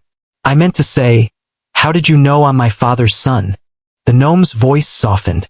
Who do you think your father's been buying medicine from to cure your mother's illness? Edward was stunned, and then his eyes reddened. So you're the one who's been concocting mother's medicine all this while. He came forward and bowed sincerely, tears rolling down his face. If it wasn't for you, my mother would have. She would have. Pow! The gnome smacked Edward on the forehead with his smoking pipe. Don't get sentimental with me, boy. Why yes. Edward nodded his head while forcing himself to stop crying. He wiped his tears and asked, Sir, may I know your name? The gnome took a puff from his smoking pipe and replied succinctly, Burger. Edward bowed once again. Thank you, Magus Burger. Burger waved his hand. He then looked at Adam and asked, What are you here for, boy? Adam respectfully handed him a list that he'd prepared beforehand. Burger grabbed the list and gave it a look. He asked with slight surprise, You're finally going to start brewing potions, eh? Yes, sir. Adam replied, unable to hide his excitement. Not bad. Burger nodded, having already expected this. Very well. The total will be 450 gold pieces. What? Although Adam had expected that he'd have to pay a large sum of money. But this was simply too absurd. Of course, I can give you a discount. Burger's lips curled up into a mischievous smirk. Adam had a feeling of déjà vu. What do you want in return? Burger chuckled and looked at the list again. From what I can tell, apart from the tools that you require for herbalism, you also wish to buy ingredients to brew healing potions, strength potions, venom antidotes, and explosion potions, eh? As expected of a master herbalist. Adam was full of admiration. Although the list of ingredients appeared to be random at a glance, Burger was able to accurately infer the potions that Adam planned to brew. Burger had listed all the potions except for one. And the next moment, Burger asked curiously, But why do you need 20 liters of mana-infused distilled water, citrus extracts, and sanguine leech? The last three ingredients were required to create a water solution that would enhance the effect of body-cleansing essence oil. Although these ingredients were very common, when mixed together, they resulted in a surprisingly significant effect. Adam planned to buy many ingredients at this store for the foreseeable future and thus decided to disclose this information as a show of goodwill. He felt that it was good to cultivate a healthy relationship with such a master herbalist. Sir, I wish to combine these three ingredients and brew a water solution that will enhance the effects of the body-cleansing essence oil. Adam began explaining. Burger's brows furrowed together, and he seemed to be in deep thought. Adam continued, when the nutrients from the citrus extract mix with mana-infused distilled water, It will result in a solution that helps thoroughly expand the pores in a person's body. And the sanguine leech acts as the primer between this water solution and the body-cleansing essence oil. How ingenious! To think that mixing ingredients that are so ubiquitous could result in such efficacy. Burger's eyes seemed to be glowing with brilliance. He then looked at Adam and asked, "Boy, did that wandering magus teach you this?" "Of course." Adam lied without hesitation. Burger nodded while stroking his thick beard. I thought so. There is one small issue, however. Although the body-cleansing essence oil will become much more potent if you mix this water solution, at the same time, it will also inflict upon you tremendous pain. Adam shrugged. So what if I have to suffer? No pain, no gain. Burger looked deeply at the youth. Slowly, his lips curled up into a faint smile, and he nodded in approval. Not bad. He got off his stool and walked toward the spiral staircase that led to the second floor. You too follow me. Adam and Edward looked at each other, not knowing just what the old gnome had in mind, but they followed after him nonetheless. The second floor of the store served as Burger's laboratory as well as a living quarter. The laboratory took up the majority of the space. All sorts of glass equipment and other apparatuses were kept in an organized manner. Whoa! Adam marveled at all the glass vials, flasks, beakers, and other tools required for herbalism. On the shelves, there were various types of ingredients as well as finished products. One day I'll have a lab of my own, Adam thought to himself gleefully. The three of them walked to the center of the room, where a large cauldron was placed. Inside, a green liquid seemed to swirl on its own. Burger snapped his fingers, and a dozen empty vials flew out of the shelves and hovered around the cauldron. Next, he waved his hand, and the green liquid inside the cauldron magically flew out and accurately filled the dozen vials. Adam and Edward looked at this spectacle in amazement and couldn't wait to learn and cast spells. In the academy, they had yet to be taught the basics of spellcasting. That is why they hadn't yet started utilizing spells. Take the cauldron away, Burger instructed. Adon and Edward were puzzled and wondered if the gnome was talking to them. All of a sudden, heavy footsteps sounded from behind them. The two roommates turned around and were instantly scared out of their wits. A humanoid figure made of some sort of black metal emerged from the dark and was walking toward them. More precisely, it was walking toward the cauldron. The figure was more than 6 feet tall and had a crescent-shaped crown protruding from its head. What the hell is that? Edward shrieked in fear. Burger rolled his eyes. Stop being so overdramatic. It's a golem and is completely harmless. A golem! Adam exclaimed as he nervously watched the adamantine figure walk past them and pick up the cauldron. It's a magically created construct, Burger replied in a bored manner. They'll teach you about this later in the academy. The adamantine golem carefully grabbed the cauldron and then placed it in a corner of the room. Get the Ganesh wooden tub, 25 pounds of citrus fruits, and 5 pounds of sanguine leeches, Burger instructed again. The sturdy golem walked to the shelf and, one by one, prepared all the items. Adam looked at the golem and curiously asked, Magus Burger, does the golem not speak? Burger snorted. How can it speak? Golems are mindless and emotionless creations that know only how to carry out the orders of their masters. In other words, they are the perfect slaves. And also very expensive. While they were talking, the golem had already bought all the items and kept them on the floor beside Burger. The old gnome looked at Adam and instructed, All right, take out the body-cleansing essence oil and get this over with. Wait a minute. Adam was taken aback. What do you mean, get this over with? You want me to do it here? Where else, you fool? Burger scolded. I need to watch the whole process with my eyes and study it properly. But the essence oil is in my dorm room, Adam replied meekly after being scolded out of the blue. Don't worry about that. Burger waved his hand nonchalantly. He then took out a small metallic whistle from his pocket and blew on it. No sound was produced from the whistle.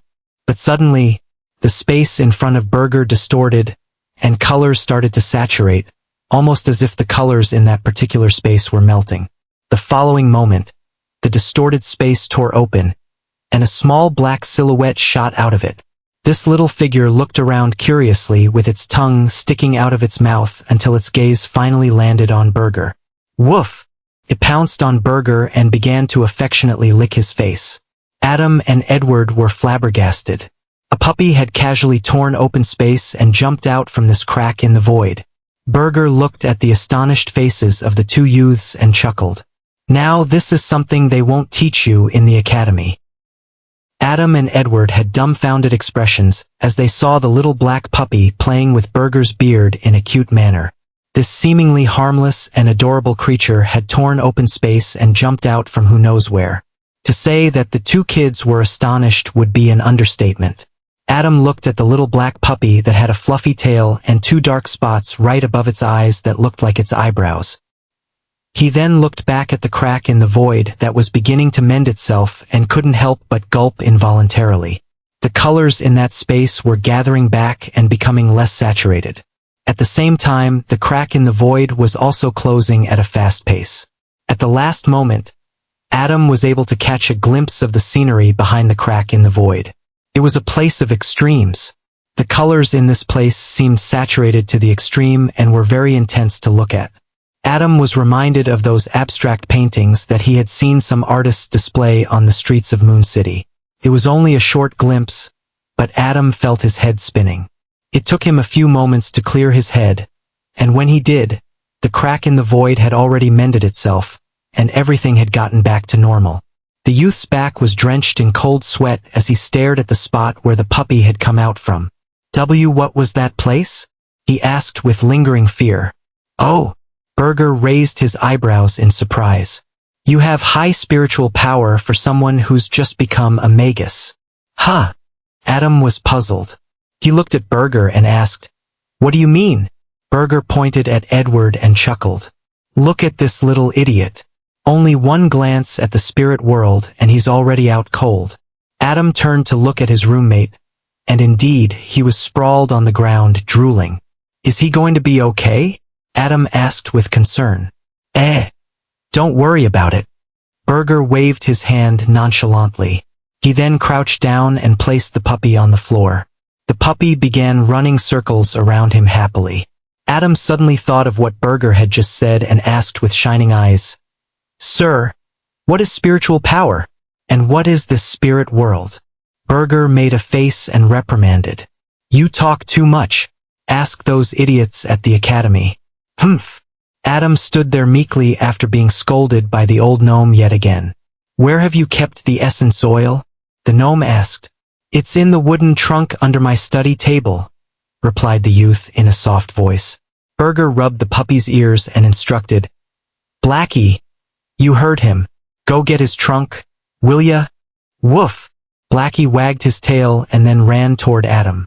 He circled a few times around the youth and then finally raised his hind leg and began urinating. What the heck? Adam jumped in surprise and retreated, but he was too late. Blackie had already peed on him. Adam looked at his stained white pants and then berated Blackie. Bad dog! Woof! Blackie only stuck out its tongue, seemingly taunting Adam. Seeing this, Burger chuckled. Looks like Blackie has taken a liking to you. And this is how he shows it? Adam had a wronged expression. By peeing on me. That's just his way of leaving a mark on you, Burger replied while smoking from his pipe. Anyways, get going, Blackie. Woof! Blackie nodded and then swiped his little paw. The following moment, the space distorted, and the colors in that area started to melt once again. Then, a small crack in the void was torn open, and the little puppy jumped inside. Adam was once again astonished at this scene, but this time he didn't dare stare at that strange place beyond the crack in the void. He still felt great apprehension toward that place. Only after the space crack had mended itself back did he walk up to Edward.